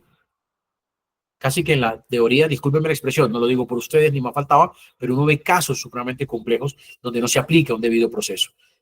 Ojo, la decisión final luego del análisis de las pruebas, un pronunciamiento, ¿sí? La imposición de una sanción con un principio de proporcionalidad. No es lo mismo llegar un día tarde, ¿sí? No es lo mismo llegar un día tarde de 8:20, 8:30 o 9 de la mañana que simplemente hablar, decir que la persona no fue, o que simplemente se robó una información y la vendió, o que simplemente se robó el computador, o que agredió a algún compañero. Hay una proporcionalidad entre la sanción y entre la acción y el resultado. Muchos de pronto tienden a decir, llegó tarde, eso es una falta grave, despidámoslo. Ese tipo de situaciones rompe un principio básico que es la proporcionalidad. Y la respuesta es que es imperdonable que llegue tarde. Discúlpeme, hay situaciones que pueden ser accidentales al momento de hablar de un llegar tarde o no. Ejemplo, en Bogotá es frecuente llegar de pronto tarde por manifestaciones. Puede pasar que los Transmilenios se demoren, puede pasar que hubo un trancón, puede pasar que hubo un accidente, muchas variables, pero uno entiende la proporcionalidad de la tarde. Una cosa es las 8:15, 8:20, a que llegue a las 11 de la mañana. Ok, tendrá que haber alguna justificante para ello y si no aplicar una sanción. Pero por llegar tarde un día sería desproporcionar acabar una relación de trabajo de 15 años, de 10 años o de 5 años por una llegada tarde. Es que es reiterativo. Bueno, cada caso en particular tendría que entrar a mirarse. La imposición de esa sanción debe ser proporcional y ahí obliga a tener faltas leves, graves o gravísimas en el reglamento interno y eso lleva a la adecuación de nuestro reglamento. Innegablemente tendrá que haber reformas a nuestro reglamento en este momento.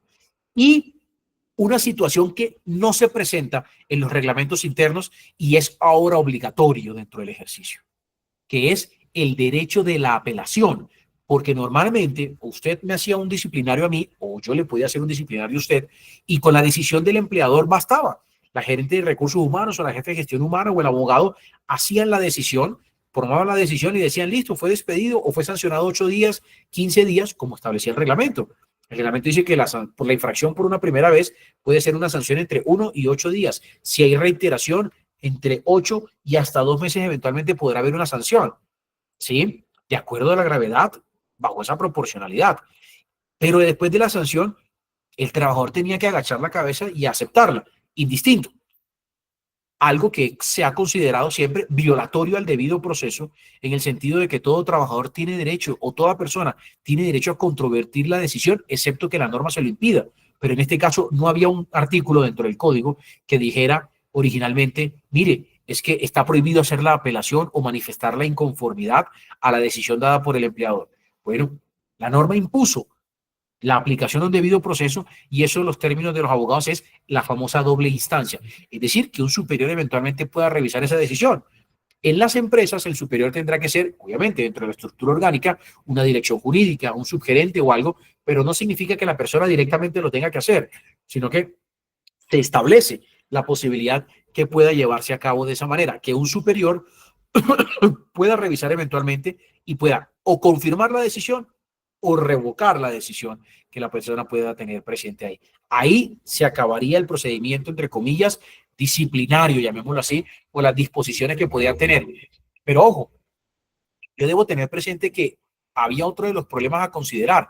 Uno de los grandes problemas era que la persona cuando era citada tenía la disposición que si había sindicato en la empresa, los intervenientes del sindicato iban, lo podían acompañar. Y siempre existía la confusión, o siempre ha existido la confusión de algunos donde dicen puntualmente, es que yo soy el representante del trabajador. No, es que yo debo hablar por el trabajador.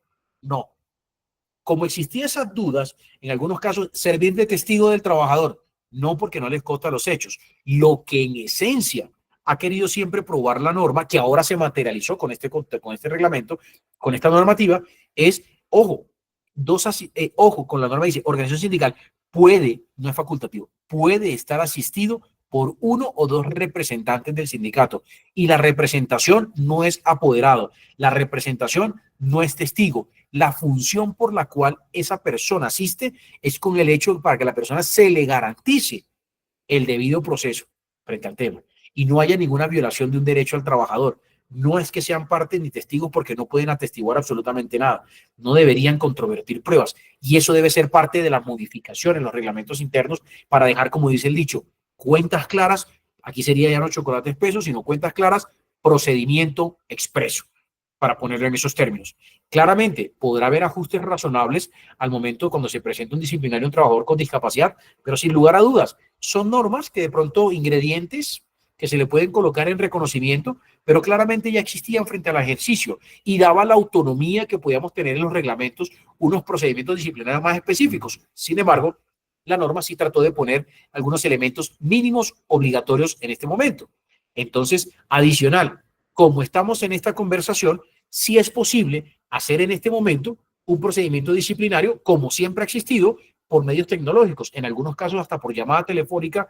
En mi vida profesional he tenido que ver que hay personas que le dicen, vaya a esa cabina, que allá le van a hacer unas preguntas, y la persona simplemente contesta y queda una grabación en la cual el trabajador casi que nunca tiene acceso a ella. Resultado, hay que ir garantizando ese debido proceso, y eso es una forma, ojo, para decirlo a manera de reflexión. Algunos pensarán, ay, pero es que es más carga de nosotros. Yo trato de verlo de la otra forma. Para mí es mayor garantía de hacer un despido de manera correcta y evitar una demanda. Yo no puedo impedir que alguien demande, pero lo que yo sí puedo impedir es que te condenen eventualmente. Y lo otro, la forma de condenar es con la prevención, y el derecho laboral es preventivo en ese aspecto. Si hacemos un procedimiento disciplinario correcto al momento de demostrar la causal, tiene derecho el trabajador a demandar. Pero tengo yo la tranquilidad de decirle a usted, mire, cumplimos con todas estas fases, resultado del ejercicio, innegablemente podemos tener presente esa situación en particular. Y, doctor, ya iba para allá. Discúlpame, lo interrumpo, qué pena. Vemos que el tema de verdad tiene un abordaje súper interesante, y para hacer una aclaración con los asistentes que nos han hecho algunas inquietudes, para aclararlas, informarles a las personas que finalizada la ponencia del doctor, vamos a dejar 10 minuticos para aclarar esas preguntas muy puntuales. Es solamente porque por el chat y por WhatsApp nos han escrito que pues hay algunas inquietudes que yo ya estoy recogiendo y las vamos a resumir, pero claro, para que las podamos abordar en un conversatorio una vez finalizada la sesión, ¿vale? Un segundo, yo conecto este computador porque parece que se va a apagar y yo no lo había conectado. Un segundo. Perfecto.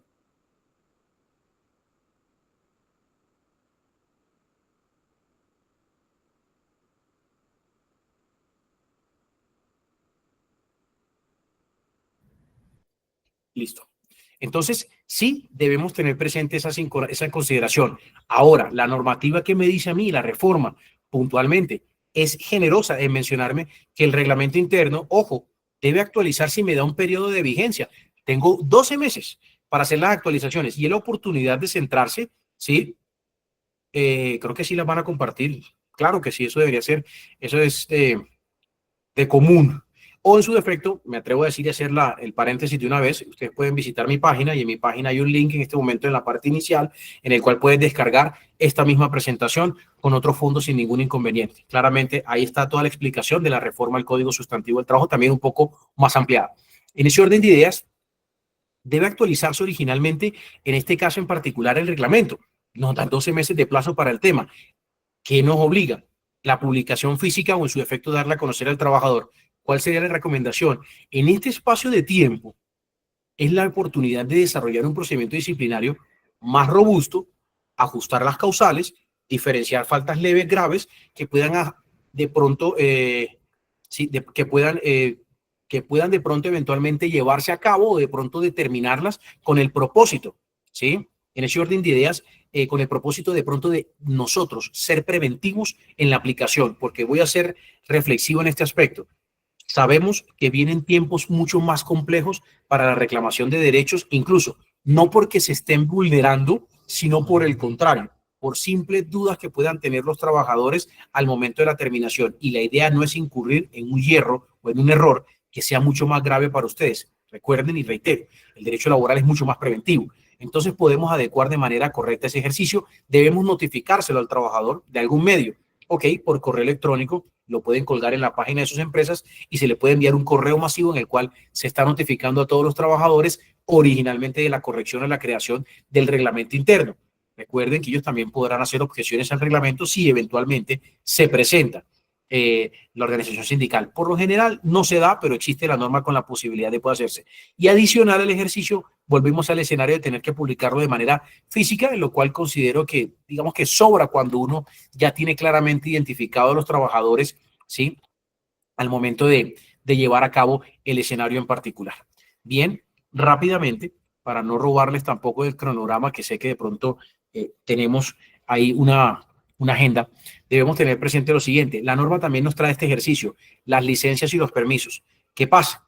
Debemos tener presente que las licencias, la norma nos confiere es la obligatoriedad. Ya existían los fenómenos, ya existían las situaciones. Lo que nos está haciendo la norma no es nada de materializarlos y colocarlos, y la obligatoriedad eventualmente de concederlas. Pero si usted iba a su EPS, ya no tienes la obligación de decir, o ya no se tiene la obligación de decir, repóngame el tiempo. Ya no puedes hacerlo, no podemos hacerlo, o en su defecto el trabajador, pues, tendrá que, ojo, con el debido aviso y con el debido certificado o prueba de que fue, que ahí viene el otro escenario. No es porque me sentí mal y me quedé en la casa. No, la respuesta es, Su Majestad, si usted va a una cita médica o tiene una urgencia en particular, el respectivo comprobante y soporte, lo debemos tener claro.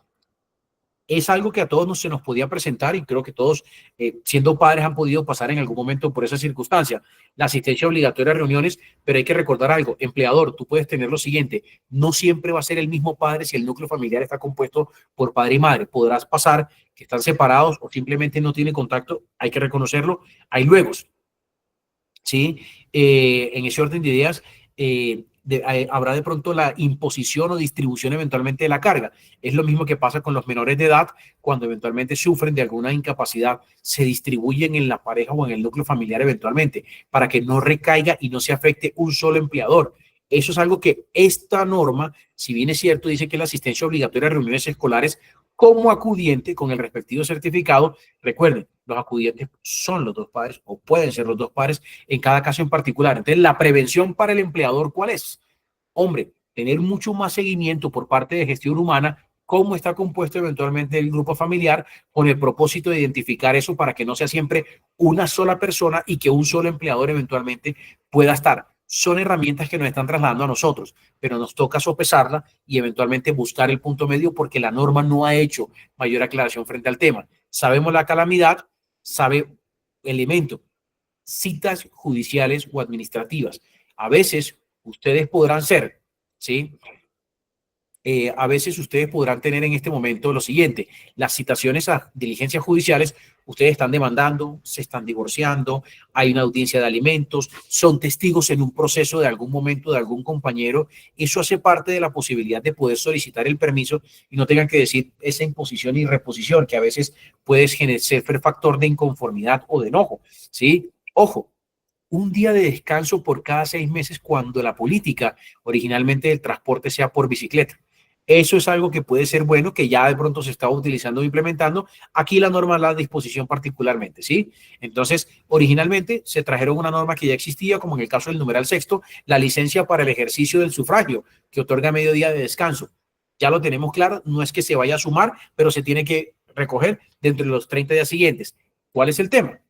¿Sí? Ahí, ¿cuál es el tema en particular? Que a veces la gente tiende a decir, pues que yo lo puedo acumular con... No, 30 días en este momento, perdón, dentro de los 30 días siguientes debo hacer uso facultativo, uso exclusivo de esa solicitud que ya me lo concedía la norma, sino sin embargo la incorporamos aquí en el código sustantivo.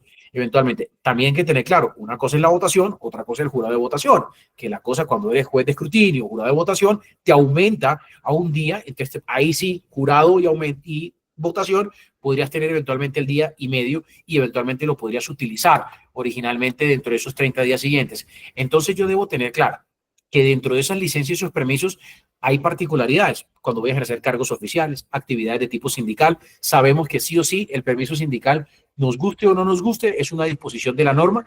obligaciones de tipo escolares, incentivo para el uso de bicicleta, citaciones a audiencias y calamidades domésticas eventualmente tendrán que concederse sin esa famosa reposición en el tiempo.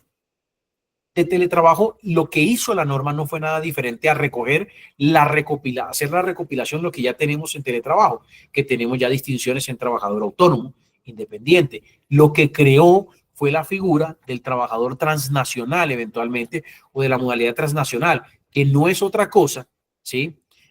No es nada diferente a que las personas trabajadoras que estén vinculadas residan en el extranjero, pero están vinculadas por nosotros. Y eso es una facilidad y una modalidad que se puede presentar y no hay ningún inconveniente. Esa es novedad, porque nosotros tenemos normativa relativamente robusta, teletrabajador, trabajo en casa, ¿sí?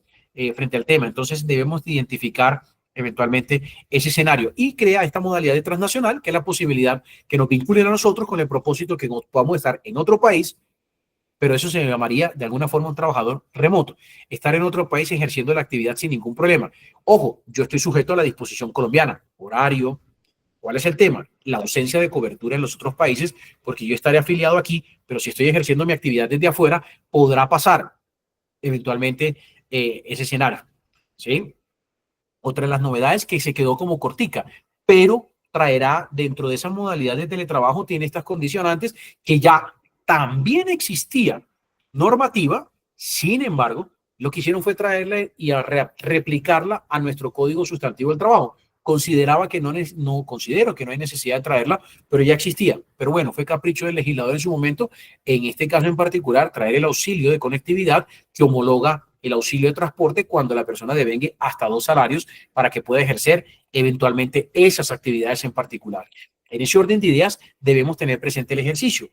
Y la tercerización e intermediación, y con eso rápidamente les termino para poder cumplir originalmente con este caso en particular de nuestro horario. Hombre, yo debo recordar que el Código Sustantivo me da la disposición de quiénes son los contratistas en algún momento. Y también me menciona quiénes son subcontratistas. Y debo tener claro cuándo se puede entender quién es un verdadero contratista. El contratista particularmente es una persona que es la que asume todos los riesgos para realizar con sus propios medios, con su autonomía técnica, con su autonomía científica o en su defecto presupuestal, la actividad. Y muchas veces nosotros mencionamos un contratista, pero él llega a la oficina a las 8 de la mañana, trabaja con el equipo del empleador, trabaja hasta las 9 de la noche u 8 de la noche y ahí está. Pasa la cuenta todos los meses, tiene correo institucional y recibe órdenes constantemente. Eso no es un contratista. Lo que se busca es que el contratista literalmente pueda ejercer su actividad de manera autónoma y entregue un producto. De ahí volvemos al mismo escenario, a la misma premisa. El problema no son los contratos, sino cómo vamos a encajar y utilizar el contrato. Entonces, yo debo tener claro que cuando no se presente esas características, hablaremos de un elemento indispensable, la responsabilidad solidaria. Entonces, por cualquier circunstancia que se presente, ejemplo, el contratista contrata a un trabajador para que preste el servicio para un tercero. Si le llega a pasar algo al trabajador de ese contratista, eventualmente tendrán que responder ellos dos por lo que el trabajador pueda demandar. Y yo lo pongo en estos términos. Usted me contrata a mí para prestar los servicios, en este caso, para Alexa. ¿Sí? En ese orden de ideas, para Alexa en este momento yo presto el servicio porque me contrataron ustedes y de pronto me despidieron. Ellos le manifestaron a usted, mire, Javier, no me gustó cómo trabaja, entonces usted me despide a mí y de pronto yo estaba, no sé, con una debilidad, con una estabilidad o algún tipo de fuero. Resultado del anterior, cuando yo quiera demandar, yo demandaré solidariamente a estas dos personas, pero ojo, no porque sí, ni a capricho, es cuando yo logre probar eventualmente que se está utilizando la figura de ustedes para que ellos puedan ausentarse de la obligación de contratarme de manera directa. Esa figura, si bien es cierto, no se eliminó, lo que está llevando es a la utilización un poco más específica frente al tema en ejercicio. Entonces, recordando que la tercerización también requiera eventualmente actos que de origen lleven a la ejecución de obras, trabajos o prestaciones de servicios específicos por un objeto determinado, muy parecido al contrato de obra o labor, con esas características: autonomía administrativa, financiera y económica y directiva que pueda tener al momento de ejercer la actividad. De lo contrario, bajo la premisa, estamos ocultando una verdadera relación de trabajo. Y esas empresas de servicios temporales tienen estos tres condicionantes. Yo debo tener claro algo. Se aplica originalmente las condiciones de la ley 50 del 90, no los ha cambiado originalmente. Recuerde que en esencia esa norma lo que buscaba era el reemplazo de trabajadores para trabajadores ocasionales, accidentales o transitorios que podía tener el tema, o con el reemplazo de personal por incrementos en las ventas o de producción en algún momento. No era para ejercer una actividad de carácter permanente. Con el tiempo lo que hemos hecho es desnaturalizar un poco el escenario. Si se vence el plazo, que es que cumpla la condición específica por la cual fue contratado, ojo, no se podría, aquí la norma también establece esto, no se podrá prorrogar dicho servicio específico con la misma empresa, y por eso es que un trabajador pasa por 5 empresas temporales para prestar el mismo servicio, pero aún así, eso no exonera originalmente que pueda en algún momento por un proceso judicial probar que trabajó para las 5 temporales y para ese mismo beneficiario. Consecuencia, puede ser objeto de una demanda y eventualmente podrán condenar solidariamente a todos los involucrados dentro del ejercicio. Y si obviamente se transgrediría, eventualmente dejaría de ser un intermediario y pasaría a ser un verdadero empleador. Eso en esencia, para quitar mito de la reforma, no desapareció las temporales, no se van a acabar las temporales. ¿Cuál es el problema? Que lo que está haciendo es apretando un poquito la correcta aplicación de la norma. Resultado del ejercicio, de la correcta aplicación de la norma, llevamos a cabo un de pronto mejor uso de la figura contractual eventualmente. ¿Sí? Sus majestades, para ponerlo en esa consideración, cumpliendo el cronograma de las actividades, haríamos la pausa, John, para empezar a resolver eventualmente algunas preguntas que ustedes consideren pertinentes. Ok, doctor, muchas gracias. Bueno, primero que todo, quiero abordar, iniciando un mensaje para todos los presentes, y es claramente de toda esta ponencia que el doctor Almanza nos da, súper interesante. Déjeme felicitarlo porque abordar la exégesis de este cambio, aunque sabemos que, y lo hemos visto en redes, que hay diferentes posturas que confunden a las personas, que desinforman, ha generado muy buena claridad. Darle un mensaje a las personas: el próximo mes de agosto vamos a abordar un nuevo webinar enfocado a 2 temas, y es el tema de licencias y el tema de sancionatorio, el régimen disciplinario, todo este proceso que ya a detalle tendremos que abordarlo con más especificidad y con todos los elementos jurisprudenciales que se ha abordado. Adicional a esto, pues que en Lexo Seguros, anterior a estas fechas, no quisimos abordar este proceso de la reforma por la gran conclusión que usted da, doctor, y es que tenemos un sinnúmero de vacíos jurídicos en muchos aspectos de esta reforma. Temas de inclusión laboral, hay algunos puntos por aclarar en contratos, hay unos temas con temas de aprendiz escena, con tema de licencias, con tema de ese régimen de transición de los sindicatos o de esta posible transición sindical. Así que posiblemente esto va a venir, como usted bien lo menciona, con unas claridades a nivel jurídico. Por el momento vamos a dejar algunas dudas, doctor, que voy a empezar a abordar. Sin embargo, pues este material también decirle a la gente que el video y lo demás va a llegar a sus correos electrónicos. Las personas que hicieron la inscripción va a llegar a sus correos electrónicos con las memorias, también con la invitación del próximo mes a las dos ponencias enfocadas a esto. Y voy a empezar ya con la parte de las inquietudes. La primera es: en ausencia de todos estos requisitos, nos pregunta Gloria, en ausencia de todos estos, de esta claridad jurídica de los elementos que usted menciona, ¿qué requisito, o sea, cómo puede hacer la empresa para dar cumplimiento, abordar desde el Código Sustantivo de Trabajo, o cuál sería la mejor recomendación para las empresas en caso de estos vacíos legales? En el caso de los vacíos legales, yo prefiero ceñirme a lo que también establecía la norma anteriormente, en apoyo tanto al nuevo código o los nuevos, más que llamar un nuevo código, es una norma que reforma algunos artículos del código, apoyarme en los elementos anteriores para llevar a cabo el ejercicio. Creo que los puntos de discusión más complejos aquí es la cronología de los contratos, que es el punto más álgido que puede dar, y en el tema de los pasantes todavía creo que tenemos una gabela, es que no han reglamentado no nos han dado ninguna directriz. Se supone que el SENA debe dar una para el momento de la afiliación porque no tenemos cómo hacerlo. Pero la forma de cumplir es por lo menos demostrar, en este caso en particular de los trabajadores del SENA, que podemos cumplir, que intentamos cumplir y que había error administrativo por parte de esas entidades. Y en el caso de los contratos, la respuesta más bien es más bien hacer la cronología conforme a la reforma, que es el punto realmente de discusión en la ejecución. Pero de resto creo que podrían cumplir, reformar el reglamento en lo que tiene que ver con el debido proceso, y eso creo que es una gran ayuda, ¿sí? En este caso, para ustedes darle cumplimiento a la norma. Ok, voy a resumir una pregunta de varias personas. Está Kevin Poveda, está Mónica y otras personas que están haciendo preguntas de la jornada máxima laboral versus algunas actividades económicas. En algunos casos preguntan el caso del conductor que lleva al gerente de la empresa con esa extensión de jornadas laborales, el caso de vigilancia y caso de sector salud. ¿Qué opinión le merece estos sectores económicos especiales versus lo que pues está regulando la norma en referencia a la jornada máxima laboral? Bueno, en efecto, hay dos temas aquí en particular que se está asociando la reforma al código y la 2101. En este caso en particular, como venimos de una transición, por eso es la pregunta sumo, porque acabamos de cambiar de 46 a 44, por eso sé que de pronto es la pregunta que está surgiendo en este momento. Recordemos que yo lo máximo que puedo trabajar en este momento es las 44 horas que puedo distribuir en los 5 días o 6 días de la semana según mi reglamento, pero también con una limitante de jornada máxima diaria. Inicialmente estaríamos hablando que supuestamente son 7, pero cuando no tengo la flexibilización del artículo 161, que es la posibilidad, el artículo 161 de ellos me dan la posibilidad de hacer la redistribución en la jornada de la semana. Consecuencia directa, yo debo llegar al tope de las 10. ¿Y cuál es el problema? A partir de ahí es lo mismo que pasaba con las horas extras. A partir de ahí muchos trabajadores laboraban 12 o 14 horas.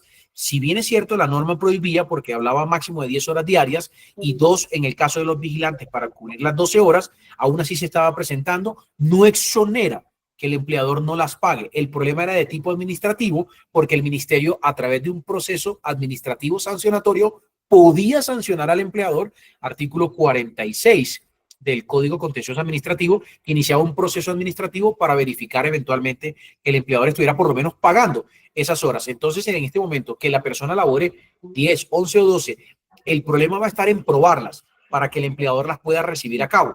En ese orden de ideas es importante eso. Ok, pregunta Mónica respecto a los contratos de prestación de servicios y pues la orientación que tiene la ley sobre desincentivar este tipo de contratación. ¿Cuáles serían las consideraciones generales para poder mantener desde lo jurídico un contrato vigente de prestación de servicios? Yo creo que el contrato de prestación de servicios se puede mantener y se debe mantener, no podemos existir sin él, claramente, pero la obligatoriedad llevaría a la especificidad de la obra que yo voy a hacer con esa persona. Es decir, que no me desarrolle un elemento, un objeto esencial de la empresa. Si yo tengo una oficina de abogados, yo no puedo contratar por prestación de servicio a un abogado para que me desarrolle, ¿sí?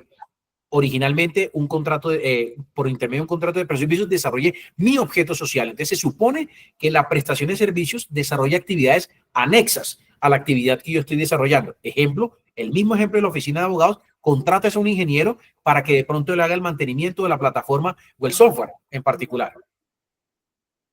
Ok, la última pregunta la hacen en referencia al reglamento de trabajo y este manejo de los cambios que se hablaron en el régimen sancionatorio, el proceso disciplinario.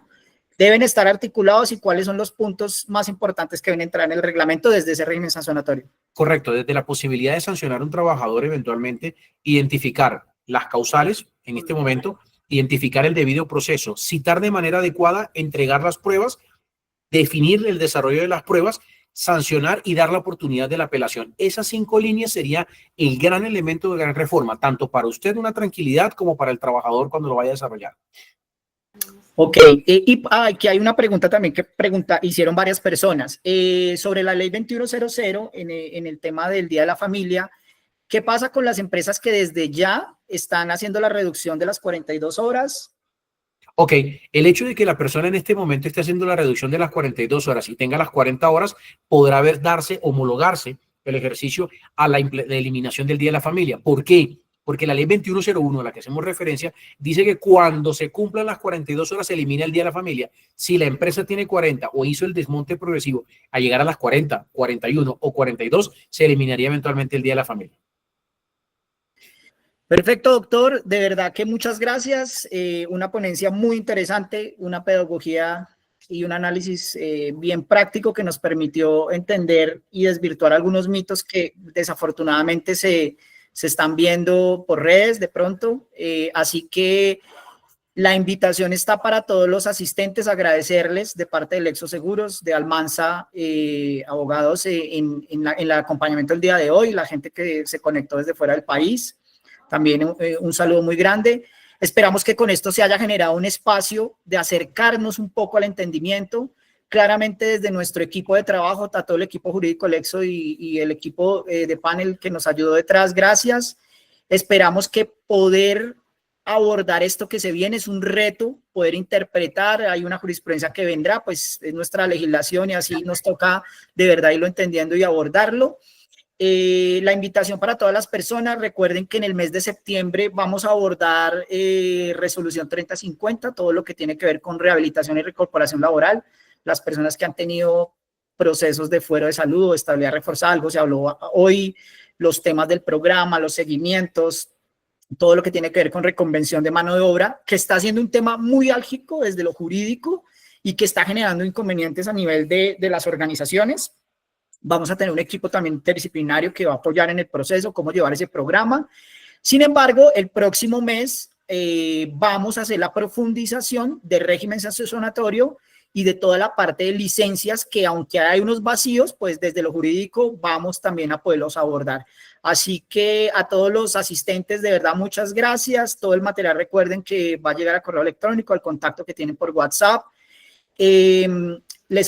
Aquí por el chat y al correo igual les va a llegar el link de nuestro canal en Lexo, de Lexo, para que nos sigan y van a poder ver no solamente la ponencia del doctor Almanza del día de hoy, sino todas las que hemos hecho este año, que han sido muy interesantes y que abordan el conocimiento. Así que muy buen fin de semana para todos y muy buena tarde, doctor. Muchas gracias. Gracias para todos, una feliz tarde. Mi nombre es Javier Almanza, nos veremos por ahí en redes sociales. Que estén muy bien. Hasta luego, muchas gracias.